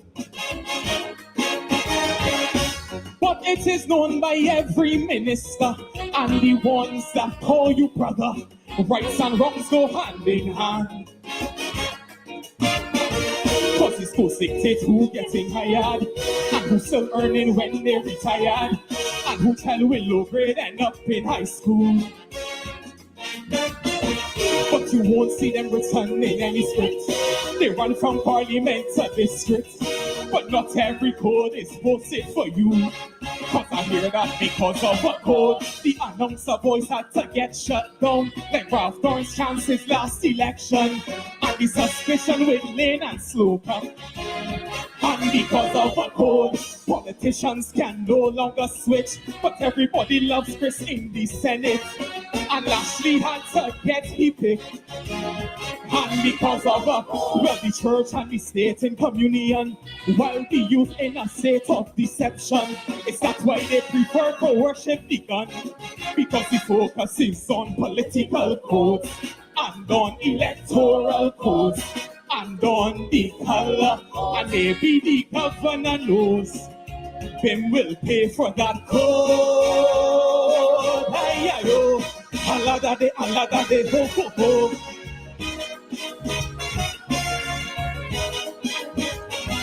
Now behind every country's structure and law, there are codes that are unresolved that we find hard to understand.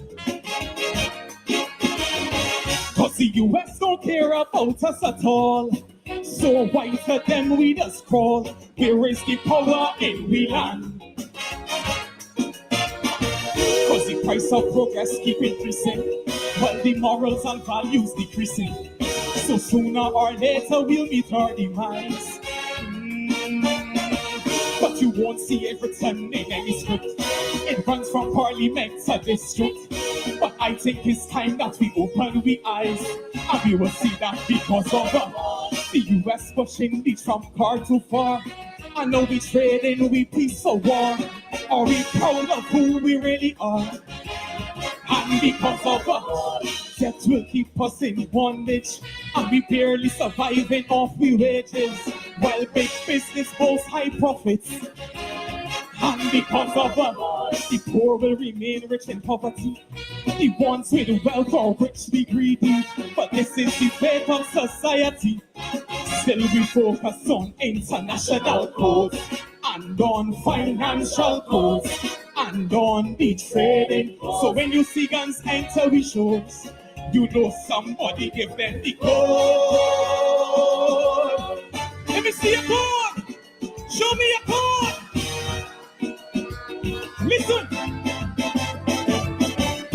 Some of them trying every combination to walk away with the 100,000. They trade in tradition for tricks.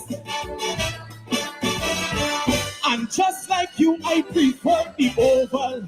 But any wicket I can handle. Like Sir Gary, I'll hit them for six. Cause the best in the world come from this country. We pride ourselves on originality. So from cricket to Kaiso, we built a brand. But you won't see it written in any script. So this Kaiso man will sing about it. Cause it's time to crack the codes in this land. So I crack in the code on YAC, run through the cemetery and dig up that old shadow melody. I come down here phrasing like Trini, Mami, oh. And I come to the code, why I went copying RPB's red, and why the jealousy get into his head. Did he want to preach a man instead? And I have the code, that's why I pulled the number one. Cause there's only one place for corn, and through me Kaiso will live on. Because they don't have the lyrical codes, and they don't have musical codes, and they don't have performance. But I sure the judges know Corn got all of the gold.